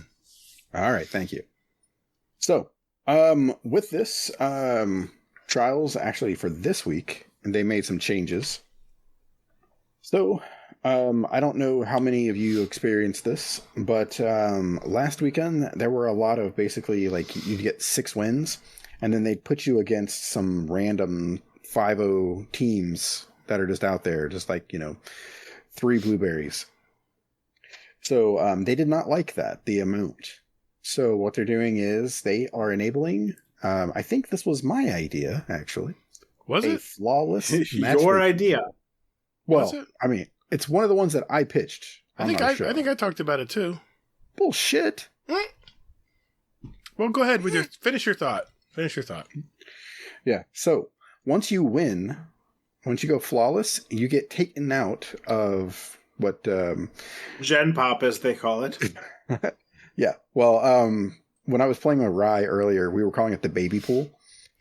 Kiddie pool. So you get taken out of the baby pool and you get put into the adult pool. And then in there, then you're in that all weekend long, and that resets next weekend. Now, there was some confusion with this, because Fallout, I watched his video about this, and he was asking, is it just based on your card? Like you can reset your card and then you go back to Gen Pop or, whatever. Nope. Exactly. So, nope. Once you go flawless, congratulations. You are out of that pool, and you are playing against other people who went flawless. So, how many people went flawless last week, by the way? Yeah, exactly. A third. 237,000. Almost a third. That's still more than the number that played last, before the revamp. Right. I just wanted to point that out because people are freaking out, and I am. Guilty of... Well, I'm not guilty. My general thought is whenever they announce something and people freak out, I'm like, shut the fuck up and play the it. game. and then figure out if you hate it or not. Once you've tried it, then freak out. Because it happens, and it happens in every Discord I'm in. Something comes up, and people start losing their mind, or we'll start talking about it on the podcast. I'm like, you know what you could do? You could just not worry about it and play it, and if you hate it, then you can have constructive criticism. Because people lost their minds about it. And like even people that I think of as normally pretty calm-headed lost their minds about it. And it was just like, well, give it a shot. It strikes if there's 230,000 people in there, right. Spoiler alert, you're still going to 5-0 some people.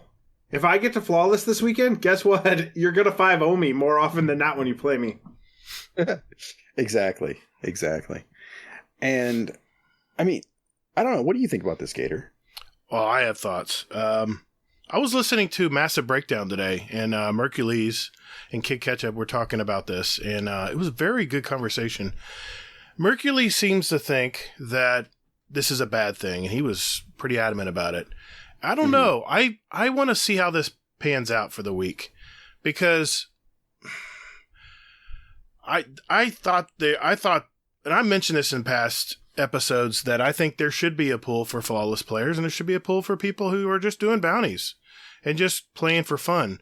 Because it's no fun to get 5-0'd. You're not learning anything. You just want it to be over. It's like pulling a Band-Aid off. You just want to get on to the next game, and hopefully you get a good draw. I think it's quick though. They go real quick, but you get 5-0'd, it's real quick. It's real quick. You're bam, bam, no argument there. Bam, bam, bam. You're eliminated. Next round, bam, bam, bam. You're eliminated. Next round. I mean, heavy round. They grab it. They kill you with it, and it's just over so quick. But okay, here's Mercules' theory. His theory is that the players who are at the top echelon of players, the top 10% of players, this isn't going to affect them at all, because they're going to run over people, whether they're in the kiddie pool or in the general population or this flawless pool. They're all going to, they're going to, I don't think the top 10% of players are going to be affected. They're used to going flawless pre-revamp.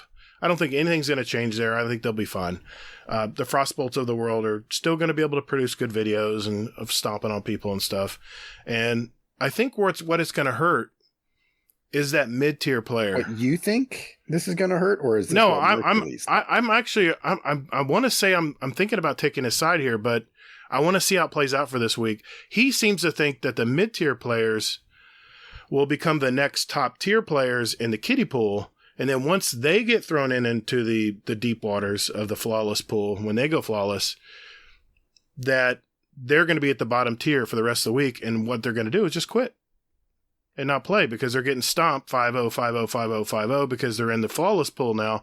And what it's going to leave is all the bad players, the people who don't play a lot of Crucible or just don't have the experience, and they're just going to play each other. And he seems to think that the top bucket is just going to be a bucket that just keeps leaking. The population is going to eventually feeds off of the bottom bucket, right? And so what he's thinking is it's going to kill the population numbers overall. And I'm curious to see if that actually happens. But I tell you what. Well, did you see what DMG tweeted back about this? No, what did he say? DMG actually, dude's on his fucking honeymoon. Yeah, I know. He can't get out of it. And he started getting really shitty. I loved it. Yeah. And he's just like, okay, so Mercules thinks that this is all just a way to get more people to go flawless, and they don't care about the repercussions of it. That's what Mercules, that's his ultimate line right there, is that, is just that. So DMG said, well, we're doing this because we don't want to have a bunch of random blueberries going against, Frostbolt and stuff like that. Right. For their, because they're doing the right thing, they're teaming up, they're playing, and that. So that's, Bungie's rationale behind it. Is it going to get more people into Flawless? Of course it is. But once they go flawless, they're going to want to come back and do it again next week. I think it's a good thing. I think it's a good thing because if you put a bunch of average players in the pool playing each other, you are going to learn so much so fast about 3v3s and elimination. Man, you need to just chill with the whole learning thing. Okay, I'm telling you, I ain't doing this to learn. No, Exactly. I'm just saying these are Iron Banner players. These are people who jump in and do their 3 Pinnacle games. Their 3 games to get Pinnacle every week. They're not putting tons of hours in. But if this is intriguing enough to bring people in to try Trials, and they have a good outcome, even if they win 50% of their games and they never go flawless the whole week, they're going to have close games at the end where it's going to come down to round 5, and they're going to learn, oh, I don't need to do that next time. But if you get stomped 5-0, 5-0 every round, you're just getting bullied and run over, you're not really going to learn anything that game. And I think it's going to be good to get people. It's like raiding. They want more people to raid. Only 10% of the population raids. They want more people to get that raid experience. And once they get that raid experience, then they'll realize they're just playing so small part of the game. And I think they're trying to do this with Trials. I think they're trying to give people a good taste, a good situation, because this is where I disagree with Mercules. If you're getting 5-0 stomped, 5-0 stomped, 5-0 stomped, 5-0 stomped, you're not going to be in that population long anyway. Even if they're giving you a ton of rewards, eventually you're just gonna your soul's gonna be so beat up, you're just gonna want to go watch football. You know what I'm saying? I'm done. You follow? I mean, see what else is out there. I got the shit kicked out of me all weekend long. Oh, I had my share too. But you know what? I played it for 8 hours all weekend long. But okay. I think you're everybody though, right? But are you telling me you didn't play because you wanted to learn how to get better? You wanted to win your rounds? I wanted the loot.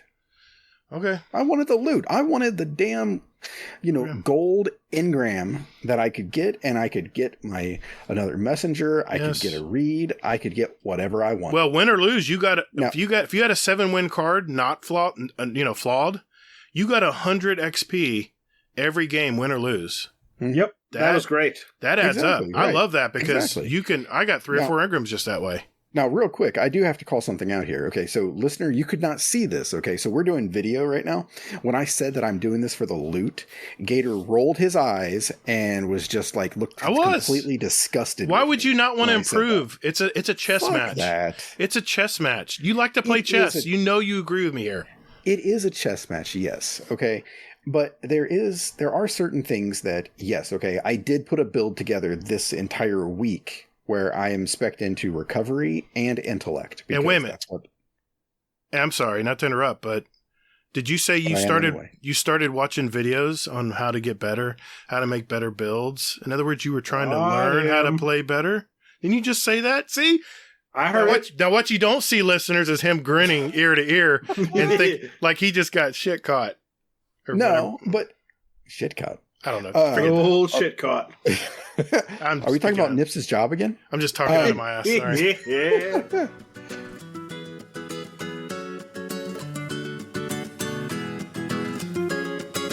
Hey everyone, looking for some like-minded gamers to Destiny with?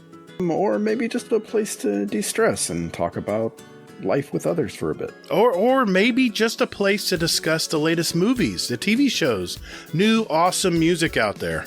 What about New Year's resolutions or goals or our fitness section? Well, you're also reading about our channels with links to our clan, Speakpipe, our show music playlist for God's sake, or even where to get a show t-shirt, mouse pad, or coffee mug if you want to help support us. Wow, you're not just a Bungie shill, you're a Guardian Downcast shill, huh? So, man, you must be forgetting also about the Podcast Questions channel, where listeners can put in their own questions for us. And Hazel, our show feedback channel, where listeners can talk about our past podcast. And our... Stop. This shameless plug has gone on long enough. I'm going to put a fork in it. Everybody, just go to the GDC Discord community link on our weekly show notes, where you can see the invite there. Just visit us at guardiandowncast.com. That invite link there will never expire, so just go there too. And later, Guardian. Oh my God, just stop. What? What did I do? You're so excited. I'm excited, man. Just bring it. Just bring it down. All right, whatever, man. Okay, jeez.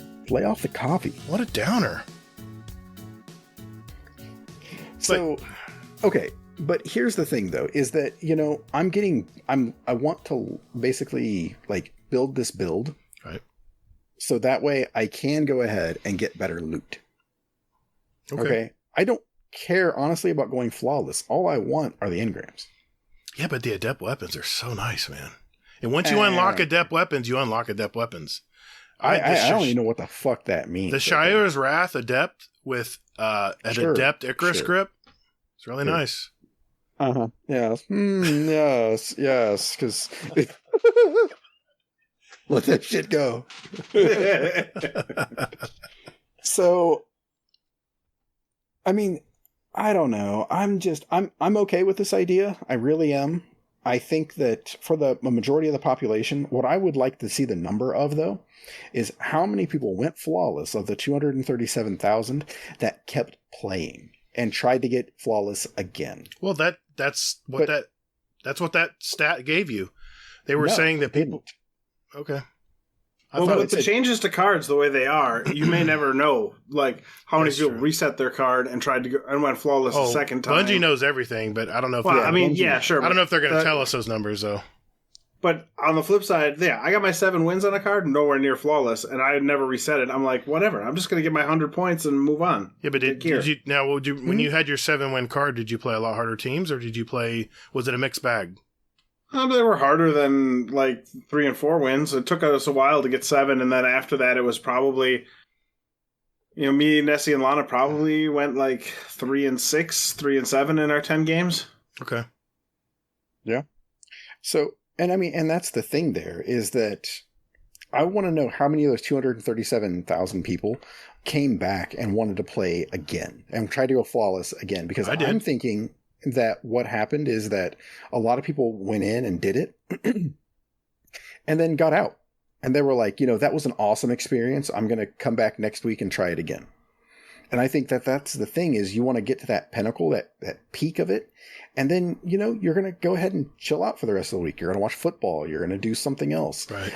And that's kind of what I'm struggling with right now is if I do go flawless, what am I going to do? Am I going to go ahead and just chill out for the rest of the weekend? I'm like, maybe I might. I don't know. I might dabble again in trials later on or something like that. But it's going to lose that urgency and that mystique and that mystery that it. Yeah, I have to admit. Did you play for flawless last week though? Were you like going for like resetting every time you lost? Because not really, no. Because you kept getting your ass handed to you. In my mind, it's like either I'll get flawless, which is awesome, and then I'll be pretty happy about my life, or I won't get flawless, and I'll get my card and I'll be able to grind. Like I don't think it changes the way I play. Well, when I went flawless, the next thing I did was get another character and try to get at least a 7-card win. And I tell you, I played solo, and I had the boon or the card or whatever that gave you an extra win when you won the first 3. I had 5 wins flawless racked up playing solo, and that's because of that boon. I got an extra win, so I went 4 games flawless playing solo.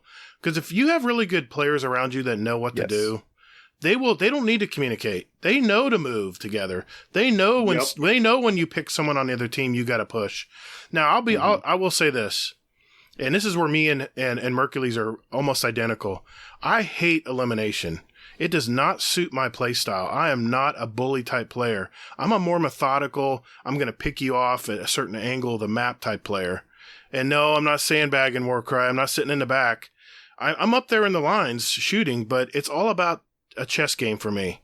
It's not about running over and team shotting because there's no way in hell you can kill 2 players at once like in Call of Duty. So they talk about something later, which I guess you're going to mention, but I'm looking forward to more game types coming and where I can play more my way. And maybe this change they're making is just trying to get more people to have fun playing Trials. And yes, I know the non-casual players, the hardcore players out there probably don't want to play each other. I'm sure they'd like the pub stomp. Pub stomping's fun, especially when especially when you get 37 flawlesses in a weekend. I mean, these people need to be playing other people like this. They don't need to be playing the casual players. You're not doing any good. Yeah. Oh, I think some of them want to. And my God, the Vex Mythoclast is just frickin' OP as hell. That gun would be nice to get one of those one of these days. Well, we're running VOG tomorrow. That's the first raid we're doing. And wouldn't it be nice to get a Is that really the first raid? I figured that would be the last raid. No, we're doing that first. We're gonna get some momentum going first. Does get the pitch. Does Fun say you can do it in any order? We can do it in any order. We can do it in any order. We're gonna go Vogue, Deepstone Crypt, and then finally with Garden because that's the one that's gonna give us the most problems. So that. We're getting off the twab here, but yeah. I have serious questions about your decision making here. We're all one about that you can get stuck on is that last one, the Vex one.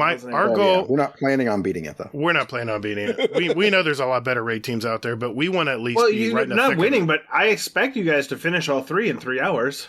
If you're trying hard, Vogue is like 40 minutes, and Deepstone is 35. I average about an hour on a Vogue run. Deepstone Crypt should be about 40 to an hour with good players. But what do you say you average an hour? Are you playing? Are you trying for speed in those, or are you just fucking around? We're just fucking around.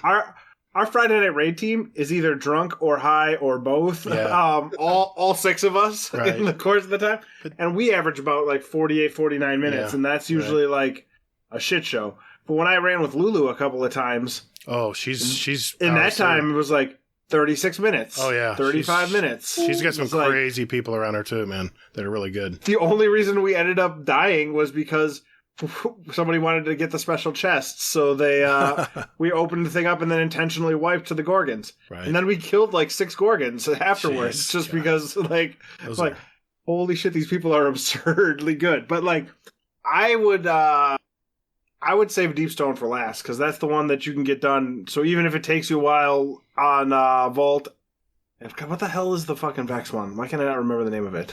Garden of Salvation. If it takes you. Because Garden's the one that you can get stuck on. Yeah, you can. Phase 3 is the one that always got us in trouble. It's the last phase. The final boss is easier for me, I think. I think it's the one where you have to like collect the motes and take it out to the thing, and then if you don't successfully burn and you're like your person shooting the eyes team like burns the reses, you can wipe there a few times. Yeah, I tell you, the key to the final boss in the third is having really good platform builders in that raid.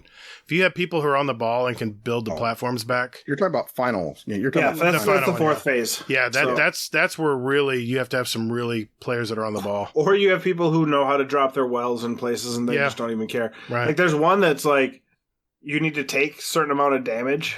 There's an actual triumph for taking a certain amount of damage. So it's like wells and bubbles to keep yourself alive while you're standing in the Vex goo. But we've never done that one. But I think Garden is going to be the hardest. Oh, we know it is. I think Deepstone's the easiest. I think Vault is one that everyone will get done. I think so. If I was doing my order, I think Vault is first, but I think Garden is second for me, and then Deepstone is just we're going to strategize. All-out sprint to the end. We've got a group. We're going to strategize and make assignments tomorrow. I mean, as long as you guys can make it through the Sparrow race part of the Deepstone. Oh, yeah, we got that covered. Yeah. As long as people know the way and don't get lost, because you can't pull people through on that. We have experienced raiders with us. We should be okay in that area. The guard. You can't leave either. That's you can't leave. The rules too. Yeah, the guard. As it should be. The Garden's going to be the toughest, and we know it. And I'm thinking if all the teams kind of get hung up on Garden at the end, then it'll be a race to the finish. It should be a photo finish, ideally. But we want to get some momentum going, so we want to get a somewhat easier raid. We may move the order around, but we'll have to talk about it and see. But boy, we got off topic there. No. But what, I'm gonna be playing Trials before the raid race. I mean, you will. I'm trying to figure out when to get my Trials fixed before. I mean, I start editing on Sunday. I'm going out to the movie with my parents this weekend. We're gonna see Cry Macho with I've heard good things with Clint Eastwood. Thank you, Clint Eastwood. Yeah. And I think they touched him up because I'm looking at the previews. He looks a lot more youthful in the movie. I'm thinking they touched him up like they did De Niro in that one mobster movie that Netflix put out. And anyway, everybody knows what I'm talking about. But I really think Bungie is trying to get more percentage of players. I think they're trying to up that number even more. And by separating out the flawless players, which I think is a good idea, because once you go flawless, I mean, if you're good enough to go flawless, especially by Friday, the first day, then I think the higher tier players just want easier games. I think they want to be able to pub stomp. There's a lot of teams out there just want to bully and walk over people, and that's no fun for the people who are going to take that for so long and who then are getting bullied. Finally say fuck this and leave. Imagine that. You mean you can leave? You can lose populations on both sides of the equation here, and I'm guessing the diehard players are probably going to stick around because they're going to want that loot. Mm-hmm. They're going to want the loot. It'll be interesting to see. But one of the things that I'm really glad that they changed this week is that, nothing is more infuriating than playing a solo game and then somebody leaves. Oh, yes. God, that's so bad. Yeah, there's a special place in hell for that person. Yeah. So they're actually giving a 30-minute timeout if you quit too many games. I like it. Yeah, the comp protection, if you will. Yeah, exactly. I don't think it's strong enough because people say, well, I'm about ready for lunch. Let's just quit. Take a break. But you got to do something. And I feel like small touches are the way to go. I think it should be at least an hour. Yeah. I think it should be at least an hour. But calm down.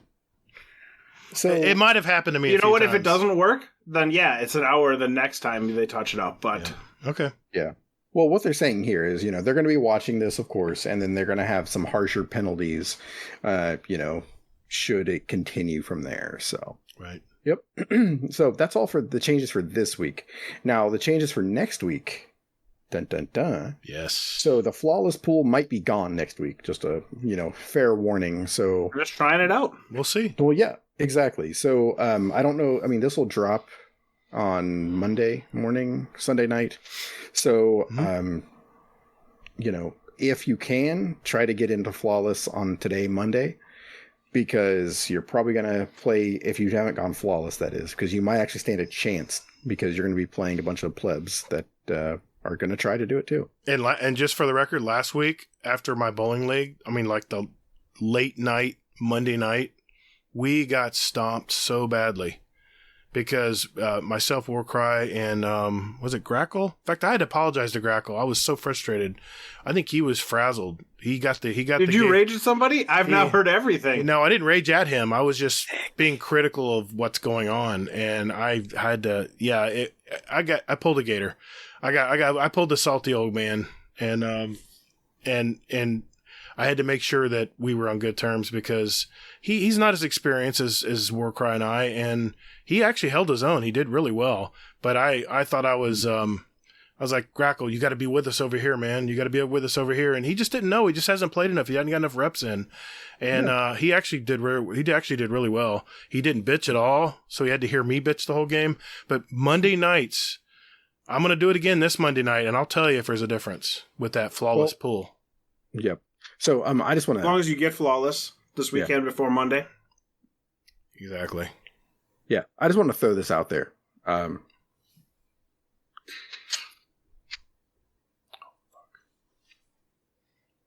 What am I listening to? I didn't hear it. Oh. I didn't hear it. I can't just say Toxic. Oh, Britney Spears, toxic. Free Britney. Yes. No, I'm calling you toxic. So. I know. There we go. I may have to change a music pick to toxic just for you. Oh, God. So, next week in Trials, they are opening up Crucible Labs, Trials Labs. So, it's going to be Capture Zone Trials. Dun, dun, dun. I love it. No bullying. It's all about capturing zones. It's going to be strategic. This is going to be interesting because, I want to know if they're going to be changing how trials, if they're doing regular trials and then they're going to do Trials Labs still, because I think that might split the population too much. Or are they just going to do Trials Labs all next week for trials? That's what I hope they do. They haven't really specified. They just said they would be bringing it out soon. That's all they've told us. Exactly, yeah. So with Capture Zone Trials, they will be disabling the special ammo replenishment on Revive, and you still get special ammo if you kill someone or when you start the next round. Well, yeah, you'll get special ammo if they're running special. Yep. Yes, if you're worried about that, you just run double primary. Yeah, and that's what I do. In other words, does Vex drop a special brick? Because it has unlimited ammo. No. I don't think so. That's why. Everyone's using Vex. It has it. If you have Vex and you're not using it, you but... should use it because it's so overpowered right now. The aim assist is 100, by the way. So, yeah. Yeah.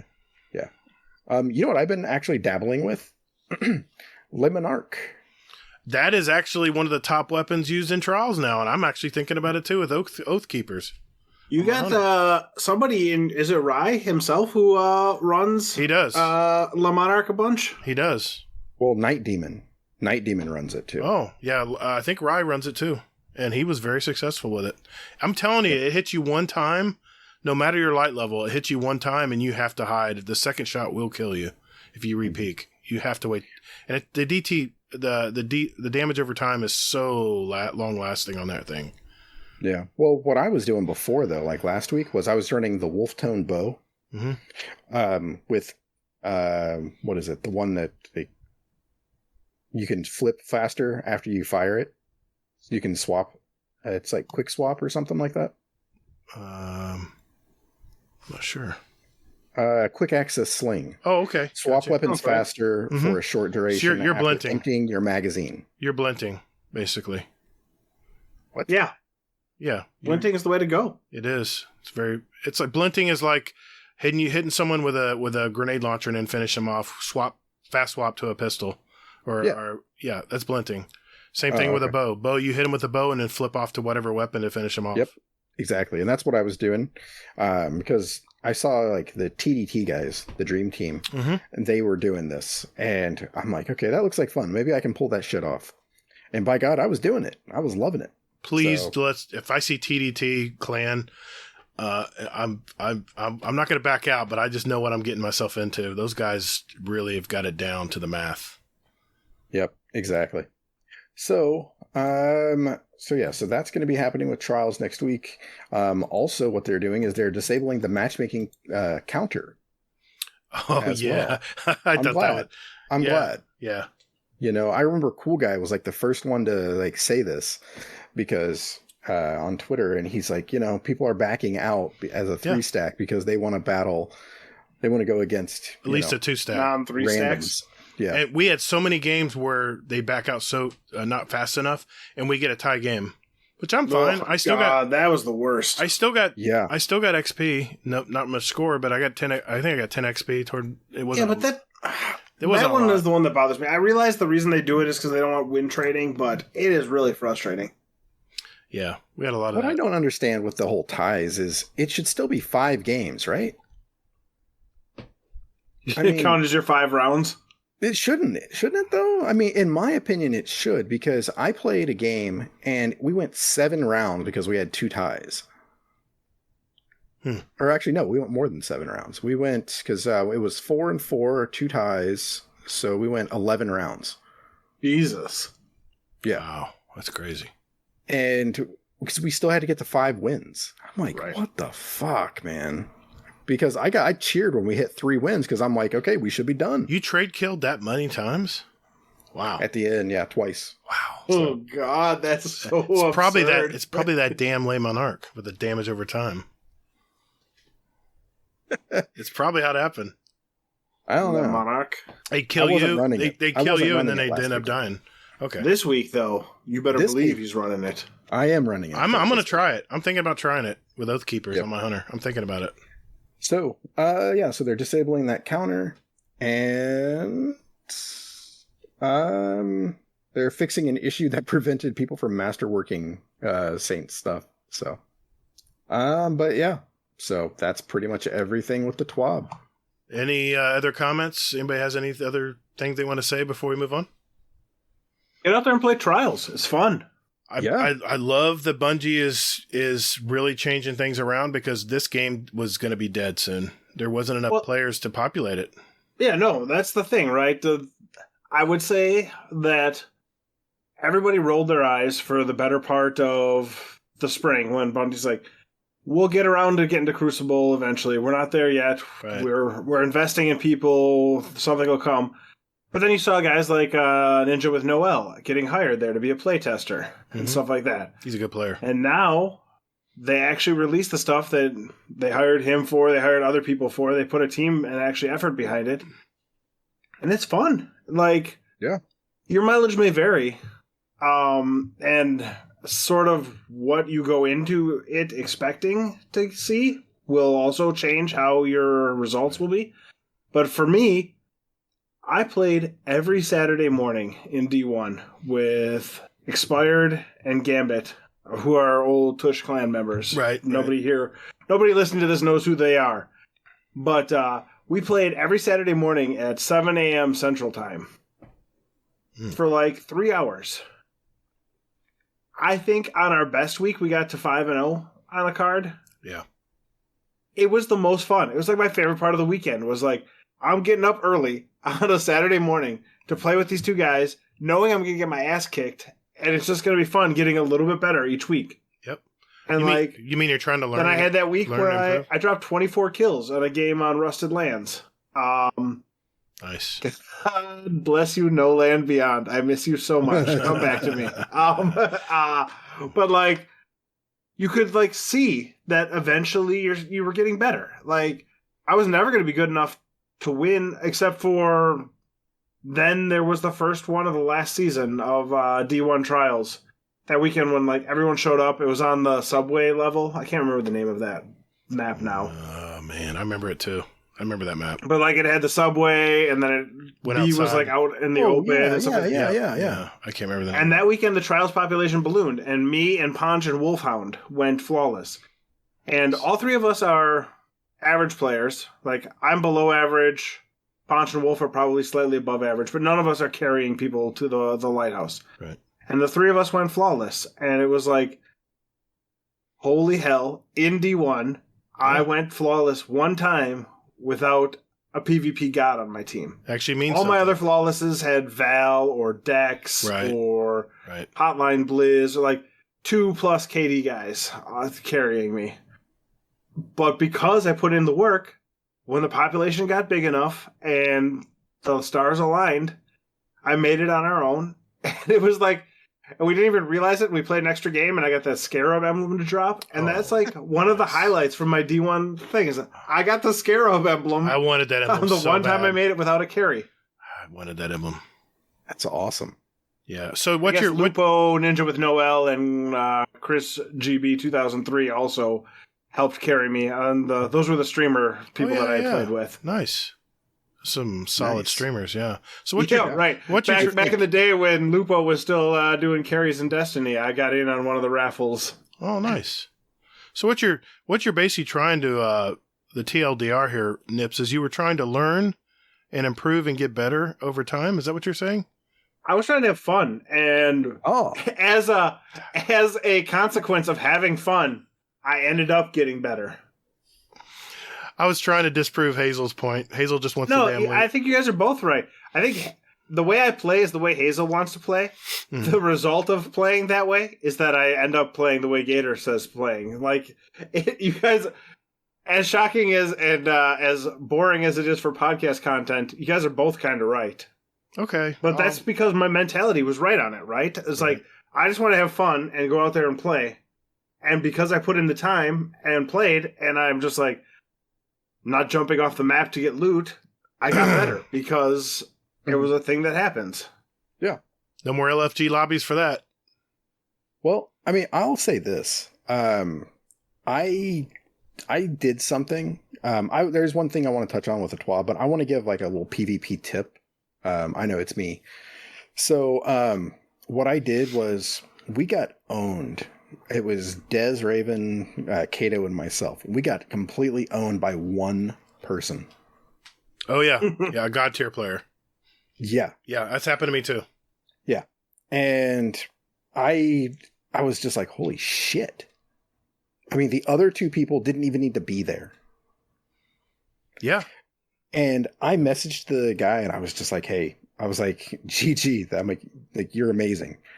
And he was just like, oh, he's like, hey, thanks. He's like, this is the first nice thing somebody's ever said to me. And he's like, do you want to run a couple? I was like, you mean carry? And he put like LOL. And he's like, yeah, sure. That works too. And that's how I got to my seventh win on my card. And nice. I was just like, holy shit, that's awesome.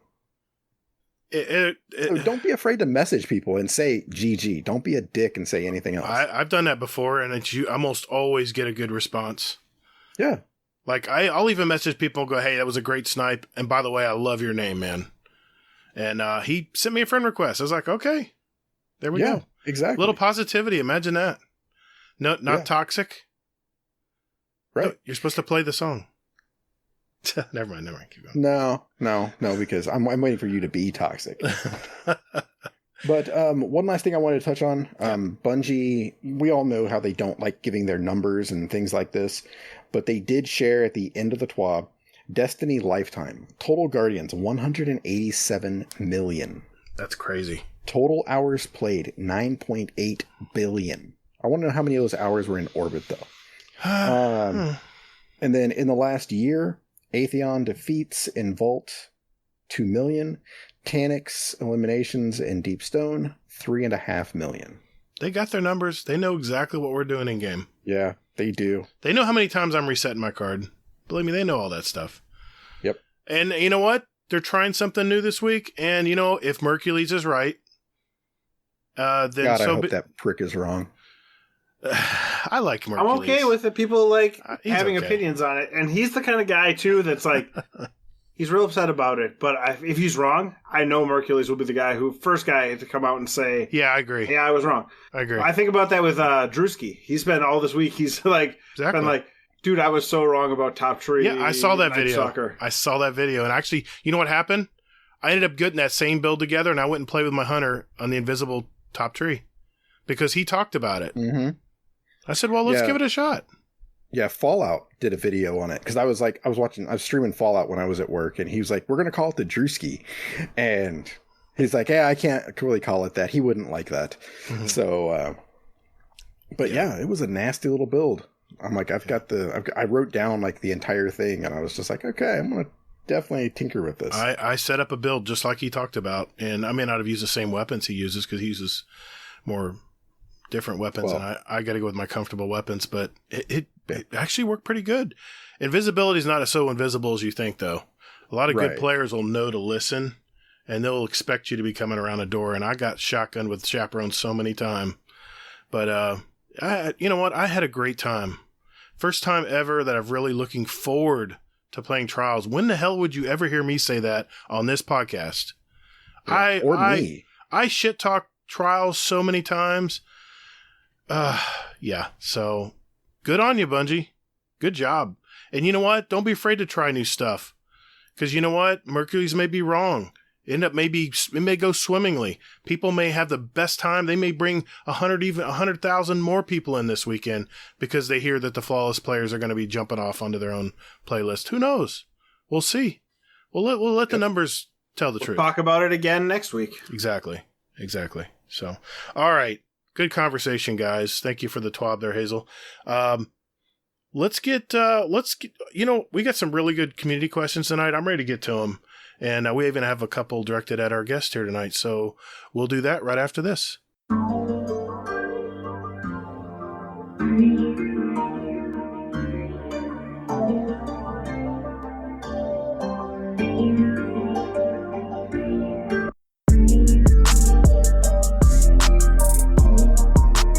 Hey Guardians, would you like to send us a question for the show?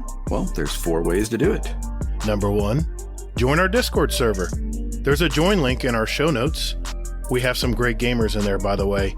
And you can just lurk, or hang out, or jump right in and talk with us. There's also a channel labeled Podcast Questions where you can type in your question for the show.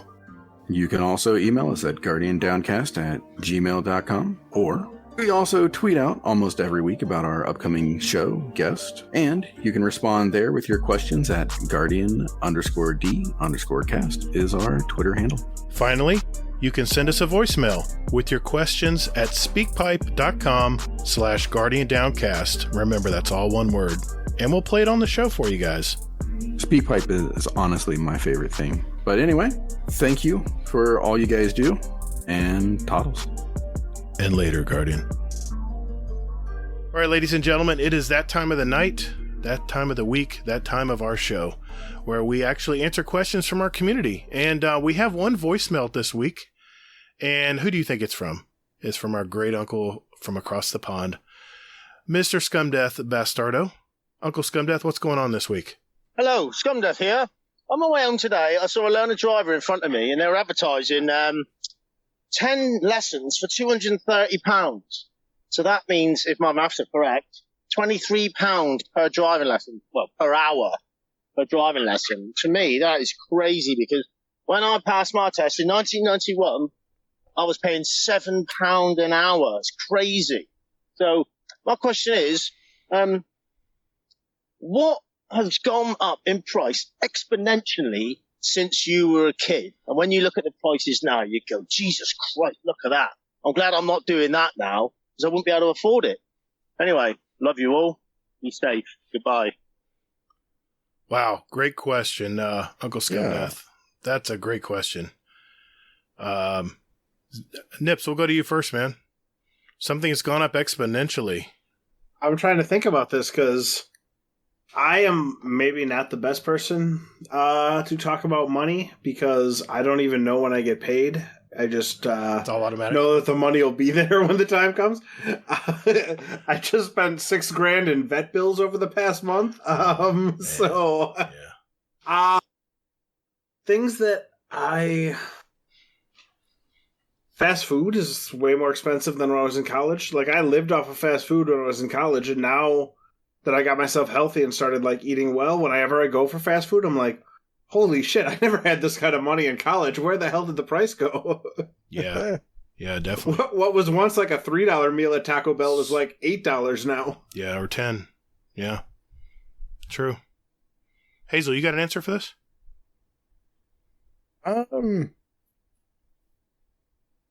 I was trying to do some research on this, and I think that what I came up with was, I'd probably say, like, from when I was a kid until now, at least in my mind, cars have gone up a lot. Oh, good answer. Man, is that the truth? Because I just remember, like, seeing, like, all these, like, nice cars and going, like, oh, you know what? When I get older, I'm going to have a nice car and everything else. It's not going to be, you know... It didn't seem like it was going to be crazy expensive. And then when I started, like, making money and everything like that, I was like, you know what? All right, I'm going to get a nice car, everything else. And I was like, what the hell happened? And now it's like cars are just like, you know, like $100,000 and things like this. And well, they said the average price of a car now, because of the shortage, you ready for this? $46,000 is the average price of a car right now. Yeah. That is insane, man. Who can afford that? Yeah. Wow.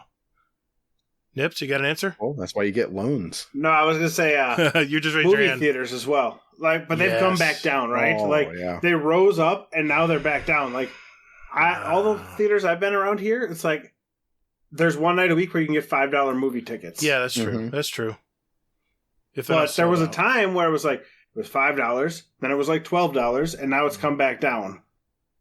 I mean, God, I can name so many things, but I don't know how a family of 4 even goes out to eat these days.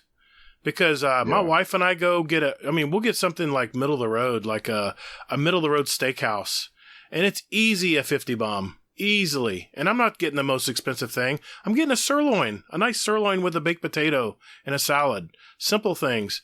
$50, 2 people. That's $25 each. Man, that's like a whole week of groceries almost. Well, half a week of groceries. But still, I mean, and the food, you're eating it and it's gone in less than an hour, and you just blew $50. So for me, it's restaurants. And I remember when you used to buy penny candies at 7-Eleven when I was a kid, they literally were 1 cent. What is this individual candy now? 59 cents? It's just 1 cent because you can't pluralize one. Well, yeah, that's true.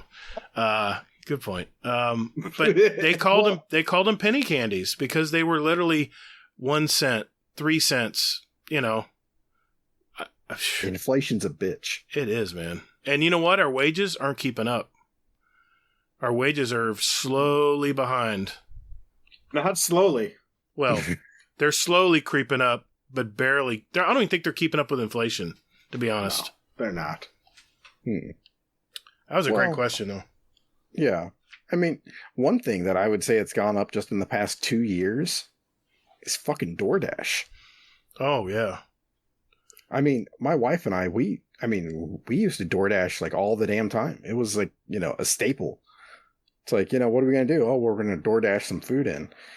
And I'm like, now it's like, it's just outrageous to do it and everything else. So now we're like, okay, well, it's just cheaper to go ahead and pick it up ourselves. Okay, no worries. So.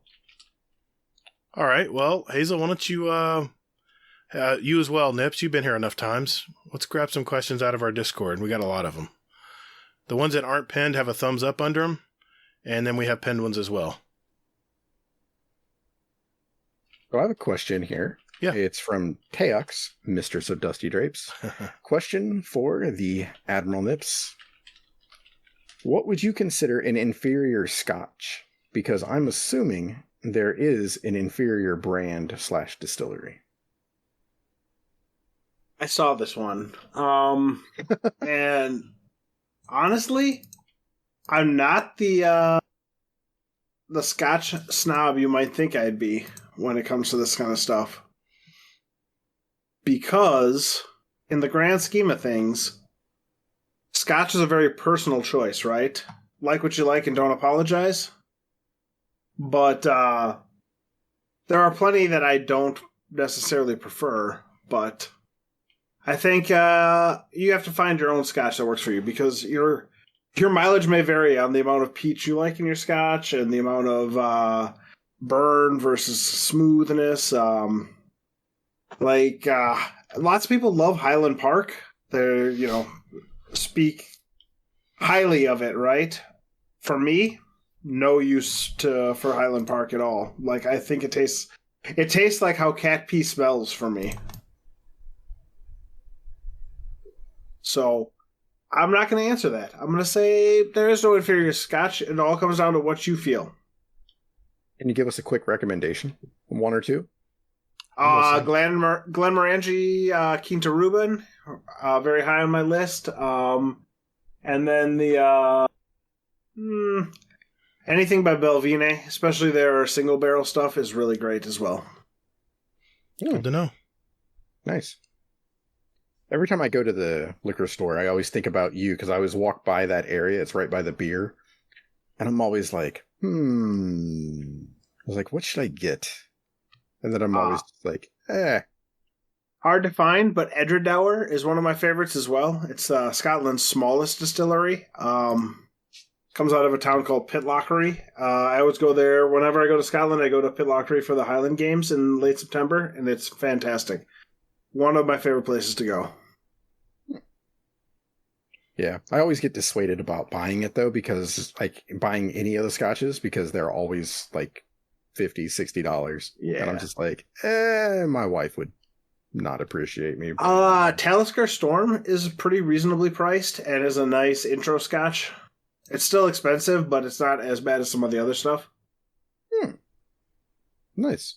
I think might be worth checking out. Right there. Cool. Okay, next question. I've got one here from Rye for Short. Question for the show. Just logging on for the day, and I remembered how intense our Flawless game was yesterday with Gatr and Nico. What's the most high-intensity moment you've experienced in Destiny? We go to you. We go to you first, Nips. There have been a fair number of hero moments in raids for me. I'm trying to think. Our first clear of Deep Stone Crypt, I hit the boss with a shotgun as we were going to the wipe screen. So that one's pretty high in my mind. That's pretty cool. My favorite moment is my first Flawless in D2 was I was running Arcstrider, and I reflected a Dawnblade's sword back into the guy's face to kill him to go to Flawless. Nice. However, that wasn't that intense in that Val and Nessie were still alive. It was a 3v1, and it was Val and Nessie who were still alive. So if I had failed, it wasn't going to be a big problem. But that was one of the ones I was more proud of. Nice. That's awesome. That's good. Yeah. Hazel, what about you? I mean, I think I pretty much have to go with like most of the raids from D1, you know? I mean, they just had those hero moments and things like that where they were just like super intense, like, you know, it was like people just nutted up and just was like, all right, let's go. We're going to do this. And I mean, I don't know. You just lose those, I think, in like this day and age with raids and everything. But yeah, I mean, what comes to my mind is, I mean, doing the witches on Oryx, and inevitably, you know, everybody starts wiping because it just becomes a shit show when everybody's up on the other platform shooting across, and one person dies and it leads to like 2, 3, 4, 5. And then the 6th person dies and it's a self-res warlock, so you know, rise up and then they revive the other people and then the bridge. Oh yeah, bridge. Deepstone. I mean, you're talking Dark about Below? Dark Below. Yeah. Yep. Oh God, yeah, yep. Oh man, standing on that damn plate. Yeah. For me, wait, no, you're standing. Oh, I'm sorry. I thought you meant the bridge that you go across while you're trying to form. Yeah, that's the one I'm talking about. That's the one you get across and everyone dies, and the self-res warlock pulls it together. That's what I was thinking. Yeah, that was always back then it was always stressful. For me, it's always Crucible. This is why I'm so for skill-based matchmaking in Crucible games. All the other games do it. I don't know why Destiny doesn't. When you're down 130 and the other team has 145 and you just are pushing and pushing for those last few kills, you get the 2 zones and you're getting double kill points and you just go for it and you end up winning like 151 to 150. Those always get the blood flowing. And it was great. I might have said the F word when Ryan and his buddy went and I went flawless last week. I might have been a little too exuberant because it's been a while. I mean, Trials of the 9 was the last time I went flawless. No such thing as too exuberant. Don't let them bully you. Yeah, but still, I mean, I should have been a little cooler there I'm a grown-ass man. Come on. Anyway, Hazel or Nips. You guys find one? Or is it Hazel's turn? Whose turn is it? I think it's Hazel's turn. It probably is my turn. Okay, go for it. Are birds real? Oh, I'm sorry. I have to interrupt you on that question. We had one of our mods in our community saw that question and immediately they're the authority on birds. Immediately, oh, they absolutely are. Yeah, he immediately sent me a statement that he insisted that I read. So it is from Mr. Burning Wing O. He says birds are not real. They haven't been since the late 1950s.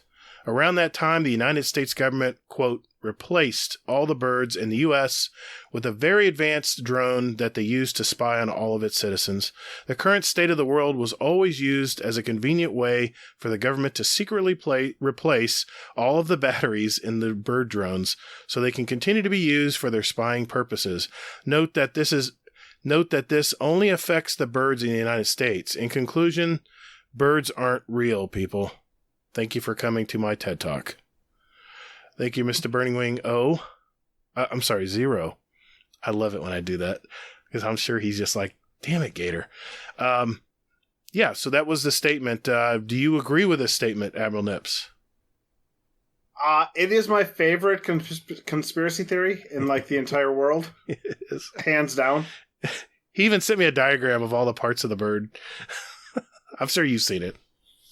Where they put the batteries and the camera and the microphone and it's pretty cool. We'll post it in our Instagram. How about that? Okay. I think I guess you got one, Hazel? Here we go. From Guardian Photographer. Oh, nice. This is actually Mr. Monkey and I. We actually did trials with. I saw you guys together. I was a little jealous, I must admit. It's like he's freaking playing with the Guardian Photographer. Where's my invite? I think I was lost working. in the mail. I think I was working. Yeah. So yeah, we were playing. It was pretty awesome. We got completely rolled, like all 5 or 6 games we played, but still. Yeah. So, question for the show. What exotic weapon, or just weapon in general, do you think has the best sound design? Great question. Examples. Jotun, Sting, the Colony, Robot Grenades, Lawrence Driver Implosion, Sunshot, Sunblast, Last Word, Fanfire. They all sound good. Yes, they do. Nips, what do you think, man? Favorite sounding exotic weapon? I love it when you get a headshot with Cloud Strike. Oh, that's right.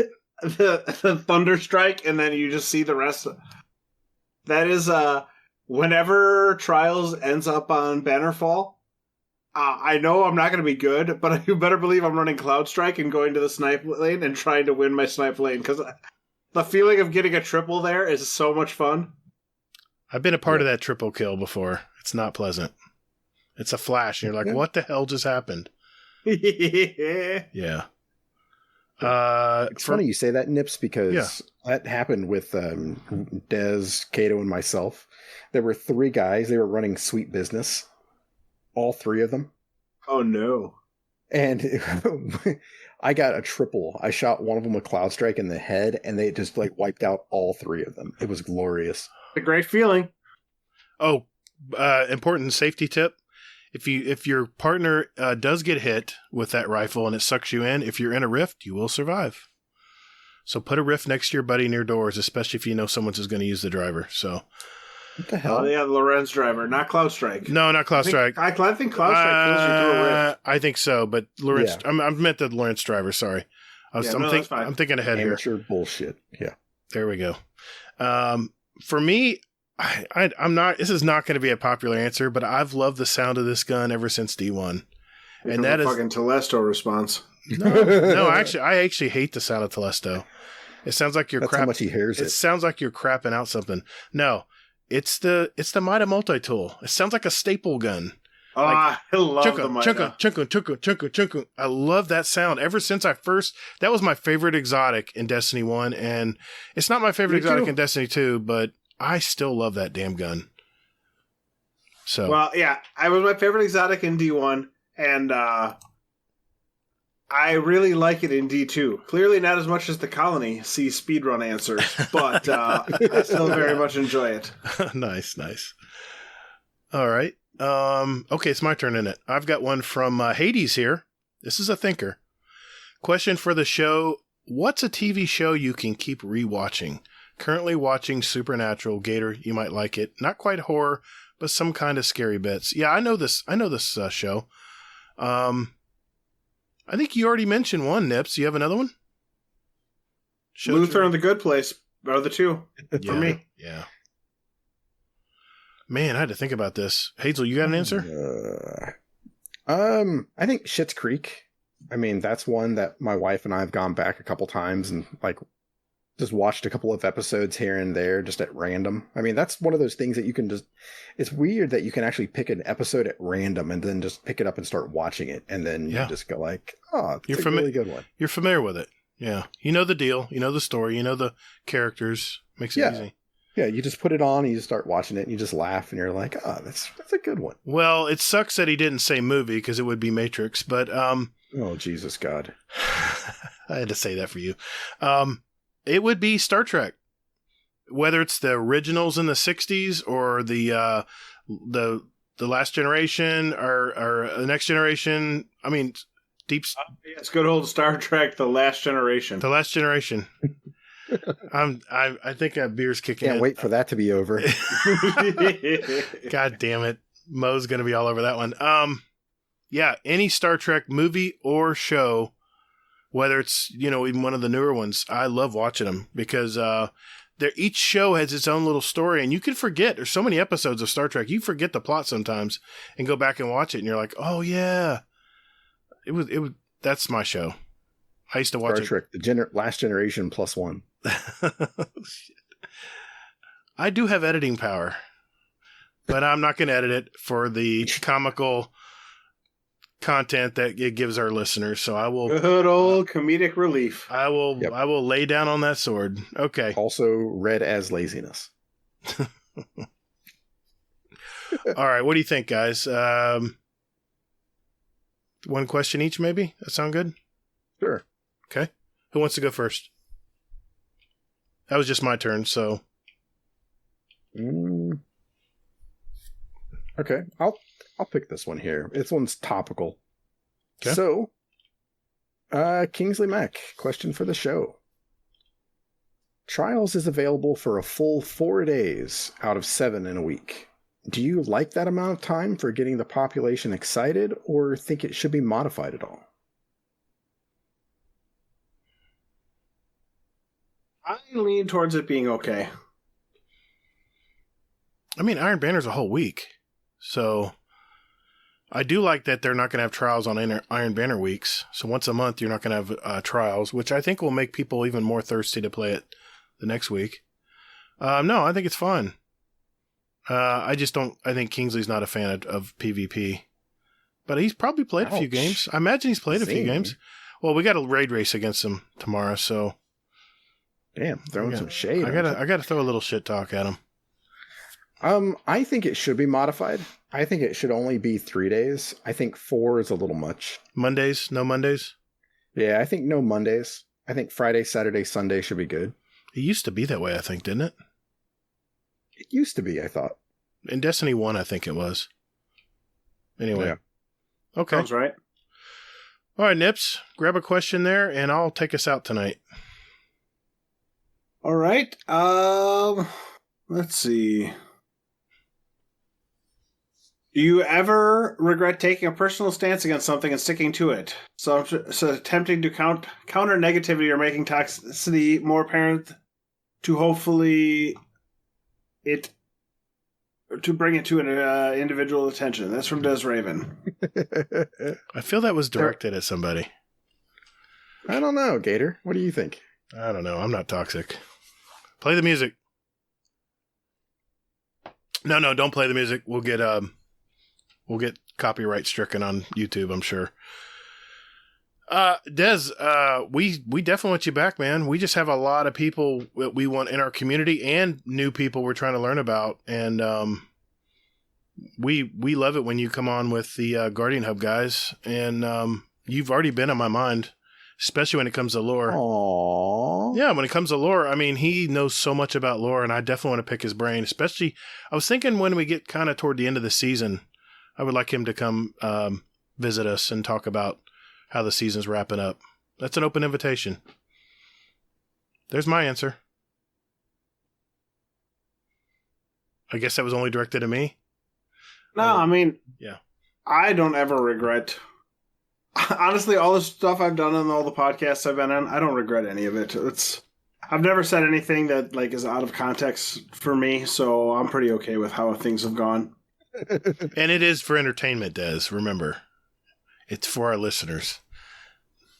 This stuff we do sometimes. Anyway. Hazel, do you have a comment? No, I don't ever regret taking a personal stance against something and sticking to it. It's like, why bother? I'm going off of the information and how I feel at the moment, so. Okay. Yeah. Okay, I'm going to wrap it up with a chubby wizard question. Question for the show. Does the enemy type matter when you play the game? I've never liked the Taken, so I'm not really into the new seasonal activity. I'm loving the story and the gear, but I enjoy Battlegrounds and the Override more than the Astral Alignment. Thanks, love the show.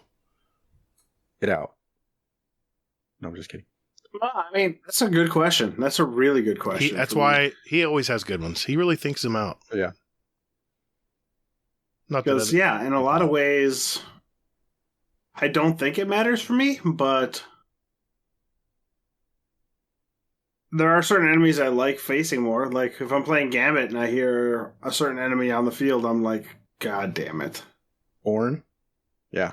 Scorn. Fuck you, fucking Screams. God, I hate him so much. And the Gambit, those damn chieftains, they'll just shoot you twice and you'll be on the ground. I'm like, you gotta be kidding me. Yep. The pricks that fire the little razors, like those purple razors. The arc razors. No, they're void. Are they void? I think they have arc ones too. And still firewolves. suck. They all I've been suck. killed enough by him. Yeah. Fuck chieftains.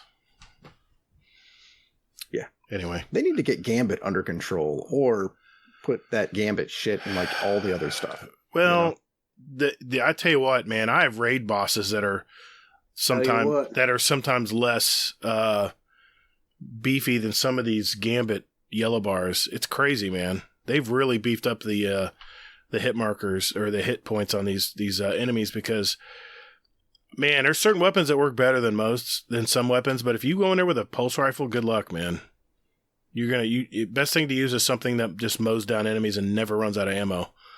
Thinking the Huckleberry. Anyway, that's a good way to end it. Thanks for your questions, everybody. If we didn't get to your question, obviously, we'll have them pinned and nice and organized for our next show. Obviously, it's Gator's fault. Of course. Just me. Things I do for the show. Anyway, we have one more segment, and Mr. Fudd is going to talk about it. What do we got, Mr. Fudd? Guardian Downcast. Guardian Downcast. Yeah, Guardian Downcast. This is an intro. Guardian Downcast. Guardian. Not copyright. Guardian Downcast. Thank you, Mr. Fudd. All right, this is our final segment. This is where we get our song picks from our guest and myself and Hazel here. And we pick 2 songs each of us for our Guardian Downcast show playlist on Spotify. Just search for those very words and on iTunes as well, and you'll be able to find our little playlist. And we have quite a good following now. I've been impressed with the people that follow along every week to see what we add every week. So we now have 794 songs, 56 hours, and 56 minutes of music representing all of us from all of our past shows. And sometimes I'll put videos of some of our picks as well. I think I did last week. Let's start out with our guest, Mr. AdmiralNips. You had some good picks tonight, man. What'd you pick? I went with... Let me quick find what I actually put in here. So Church has released a new album just about a month ago. I put a bunch of songs on our playlist. But I went with How Not to Drown featuring... what's his name? Robert Smith from The Cure. So that one is great. And then I went also a little bit old school with End of the Line by the Traveling Wilburys. Great song. Great song. Yeah, good picks, man. You always have good picks. I think they're great. I mean, I love both of those albums. Yeah. You guys definitely got the music nailed down on your show. Not enough to win any awards, per se, but... Well, you guys cheated, so what can we say? It's water under the bridge, so... Damn you, Lana! Hazel, what did you pick this week, man? So I fell down a rabbit hole. I've been listening to pretty much anything from the late 90s, early 2000s, that kind of thing. So both of my songs are from the same band. It's, one of them is If You Leave by Not a Surf. Mm-hmm. The other one is by Not a Surf as well. It's Where Is My Mind? And with this one, I was watching that movie Malignant. It's kind of a crazy ass movie. But they kept like playing like a instrumental version of like one of the iconic parts of this song. So I kept like hearing it going like, what the hell is that song? And then I heard it, I realized what it was, and then I was just like, okay, there we go. So, so I had to go with it. Did you like that movie, Malignant? It's on HBO Max. It was fucking nuts. Really? I'm not into horror movies. What do you think? Paranormal Activity type stuff? It's not really Paranormal Activity type stuff. It's something else. Is it like your movie series that you like? Like the Conjuring stuff and all that? Yeah, Conjuring. No, this is something else. Really? Okay. Yeah, it's... I struggle to even find something to compare. It's out there. To. Wow, okay. Well, yeah. You got my interest. I might actually peek and see what it's about then. Sure. Maybe not by that response. Thanks, guys. Appreciate your picks. I tried to do some research on this first group, and their website, everywhere I looked, they had the same statement. So I figured, you know what? I'm just going to read it verbatim what this statement is. It says, take Fireball vocal powerhouse Diddy and the hard-hitting, harder grooving Raven Brothers Bind them together and you get this group. It's a 4-piece band from Auckland, New Zealand. They consider it all alternative indie type music. I don't think so. I think it's more rock and more metal. But they're fast becoming a new name in Kiwi rock. I didn't even know there was a type of music called Kiwi rock, but they released their first album in 2015. It was called Oceanic. And I think they have their kind of their own unique sound, and just something you have to try and listen to. So if you follow our playlist, you'll be able to hear it this week and let me know. My song is from their latest 2020 album, Elder, and it's the song Seed 2. And the band is Caridian. I know you're asking, what the hell is Caridian? I looked it up. Rock. I looked it up. A Caridian is an ancient vessel that was used to hold and house a particular soil. This soil was believed to be the ashes from souls with certain powers, strengths, and magical abilities that had passed into another world. It was fused with the roots and dirt from ruins and previous battlegrounds. So there you go. That is a Caridian. Did you know what that was, Nips? I didn't, but meth is a hell of a drug. Kids don't do drugs. My second pick, this artist is an English guitarist, singer-songwriter that's been in the game a long time. He was the main songwriter for one of the best bands of all time, I would have to say. He wrote over 100 songs with them. He started his journey in 1962, and he still tours today. I think he's 78 years old. As an instrumentalist, although known primarily as a guitarist, this musician also plays keyboards, banjo, accordion, harmonica, ukulele, mandolin, violin, and synthesizer, bass guitar. Better be drums. motherfucking Jeff Lynne. It is not Jeff Lynne. He has also contributed to and authored many newspaper and magazine articles, book reviews, essays, books, and scripts. And he's collaborated as a lyricist and composer for many other musical acts. You'll know them all, believe me. All right, enough mystery. My song is from his 1985 single, Give Blood. And he was a songwriter for The Who, which is arguably one of the best bands of all time.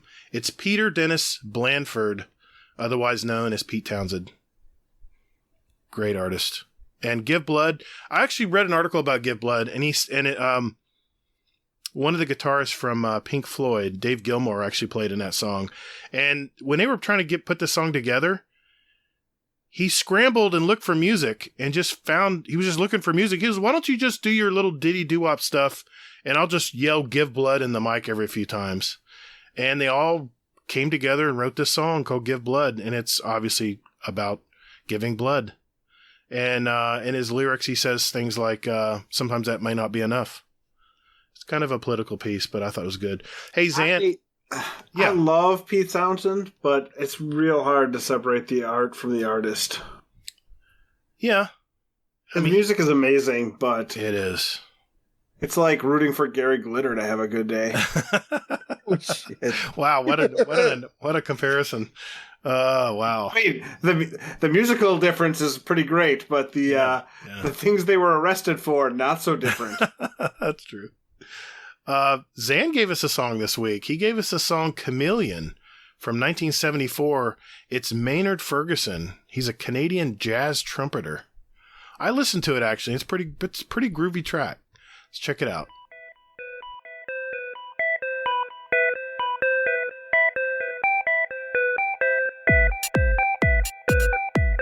Hey everyone, if you like what you're listening to, do us a big favor, spread the word out there, hit that share button on your podcast app of choice. This is the only time you'll ever hear us promote the podcast. I'm old and I don't know much about social media and stuff, so yeah, it's up to you guys. If you guys like what you're hearing, tell a friend, let everybody know. That's the only way we grow and have more listens and more ears is to as you guys spread the word, and we appreciate that. Mr. AdmiralNips, obviously, I think you have a podcast you guys do. You maybe want to talk about that and maybe where people can find you, maybe on Twitter and anywhere else? Sure. You can find me on Twitter at AdmiralNips. Most often, I will be tweeting basically the show or talking shit to people in the community with the occasional sports take when my teams are failing miserably. Our show is Potato Thumbs Podcast. At Potato Thumbs on Twitter. You can find Potato Thumbs Podcast wherever you get your stuff. I just show up and talk shit every week. Fluffy does all the work, so if you have suggestions for that, Talk to Fluffy. Don't talk to me because I ain't doing shit. And we have a great time. So it does not have much form or format to our show, but if you stick around long enough, you'll get in on the inside jokes, and it'll be a good time. It is a good time. It's a great podcast. It is. I enjoy every week listening to it, so thank you for that. Mr. Hazelnut, where can people reach you, sir? All right. Well, actually, real quick, Nips. Speaking of that, who is your team? Who's my team? Oh, yeah. We got, as a Wisconsin boy, Badgers, Brewers, Bucks, Packers. EPL.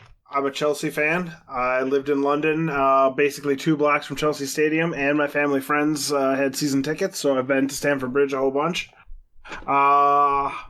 NHL, anybody but the Red Wings, I guess, is probably where I'm at. I'm trying to think. That's basically that covers my sports fandom. who's your team, Hazel? I mean, it depends. OH. Yeah, I got to go with them. I think who was it? Minor is an Oregon fan. He felt obliged to. He had a good day last weekend. I saw that. Yeah. He felt pretty obligated to say that. So yeah. So there's that. Oddly enough, a Bengals fan just because of where I live. But I'm also a Pittsburgh Steelers fan because I went to school when Ben Roethlisberger was there, so I got to see him play football. Miami of Ohio. Yeah. Nice. Yep. So yeah, there's that. And then when it comes to hockey, I was out of hockey for a long time, but then I started getting back into it, and I'm trying to find a team. I used to be a Red Wings fan way back in the day with Chris Osgood and Steve Yzerman. Hated that team, even though they had Chelios, who was a Badger legend. Yeah, I loved that team. I mean, that was like the first game that I ever saw them play was against the Colorado Avalanche. And yep, that was the team I rooted for back then, the Patrick Waugh, Peter Forsberg team. So, oh god, I fucking hated those people. Some of the best clips you can find on the internet are the Avalanche Red Wings fights from the mid '90s. Yeah, when the goalies would drop the gloves and meet in center ice. Right. Or before the puck even hit the ice, everyone had dropped their gloves and it was time to fight. I do not understand good hockey. Old days. I don't get the fascination with hockey. Even though we're in Florida and we have a hockey team, which I still don't understand. Which still has won, trophies? Yeah, I mean, they've done right? They won a couple years. 2 years ago? They've held their own. 2 years ago. They've done well. The Lightning won. They're very good. But I was not raised around. I was raised around baseball and football. In baseball, it's the Atlanta Braves. Because Chipper Jones, which was the third baseman for the Atlanta Braves, went to a rival school that we played football against. And he's actually a cool guy. He's a cool guy. At least Larry.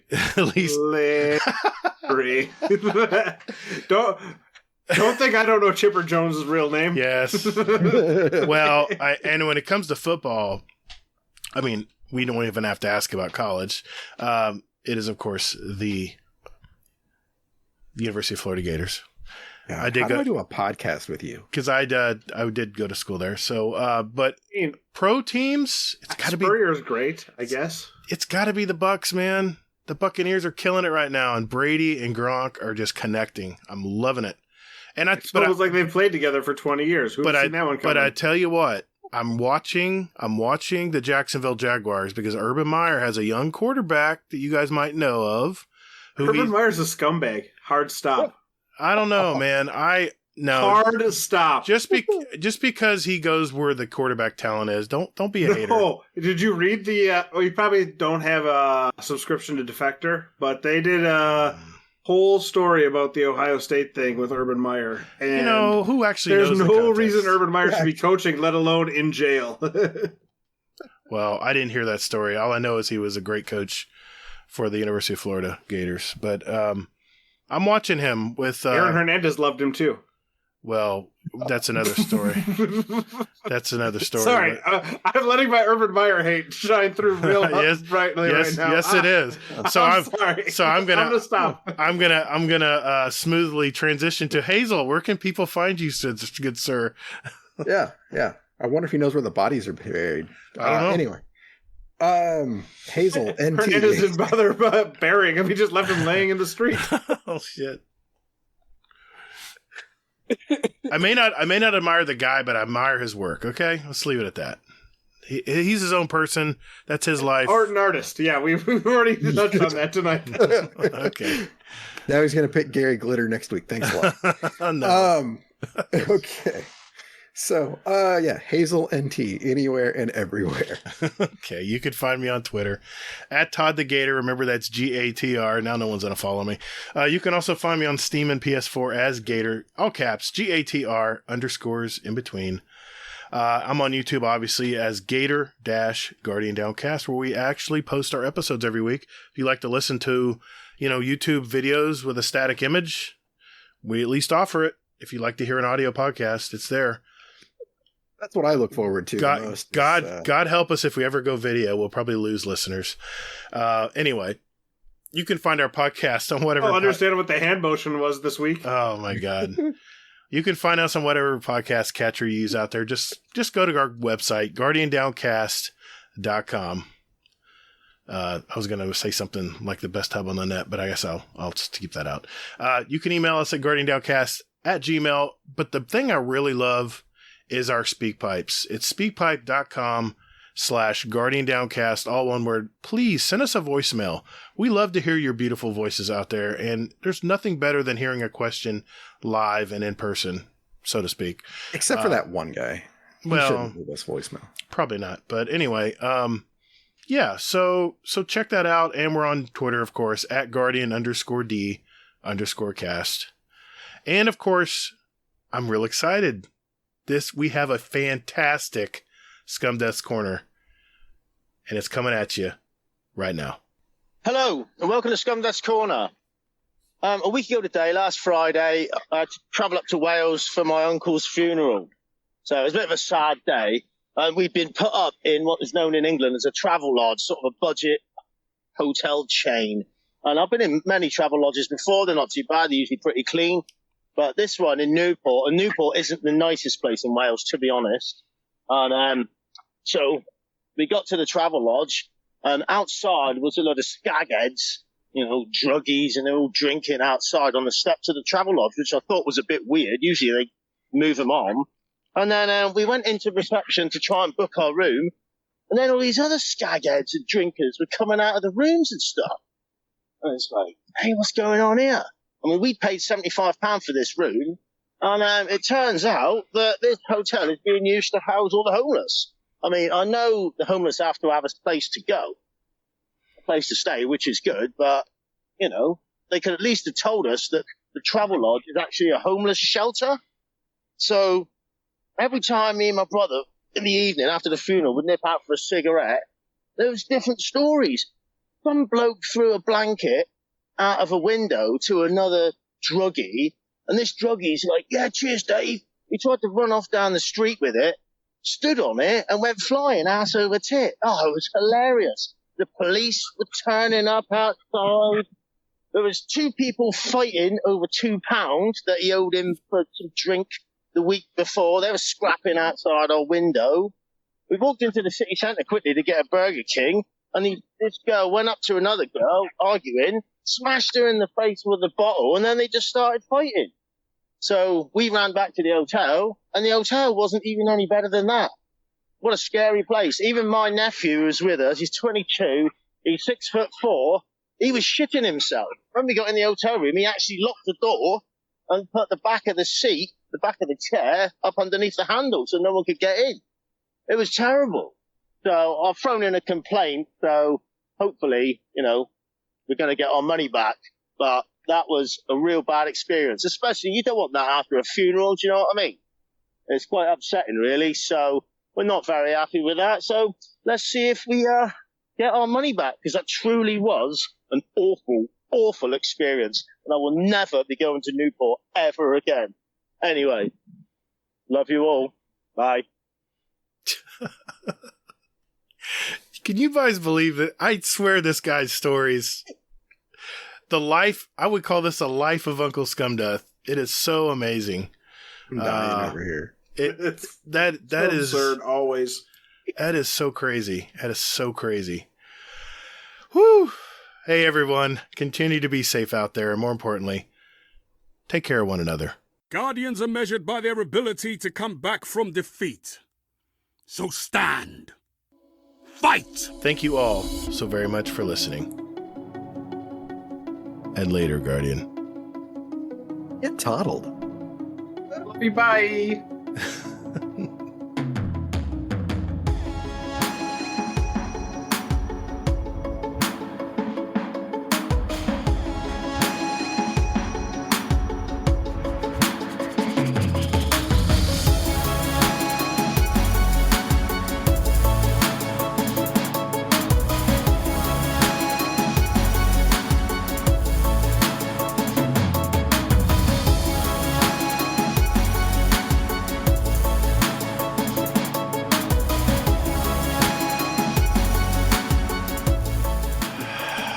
I had time to nap.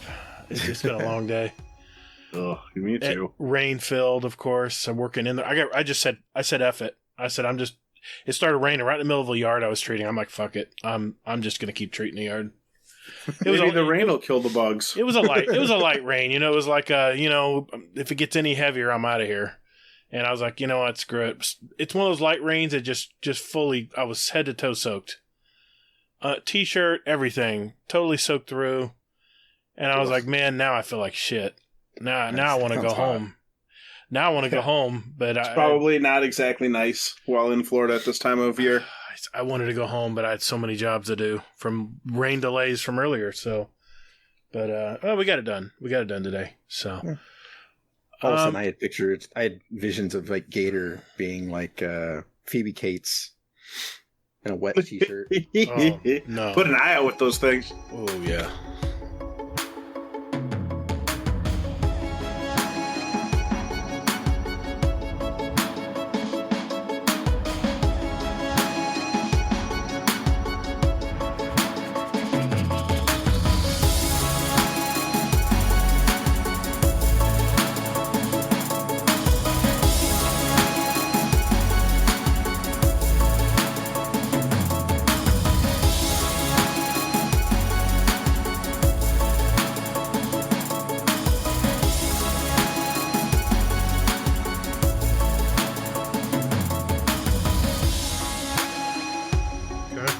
Join you.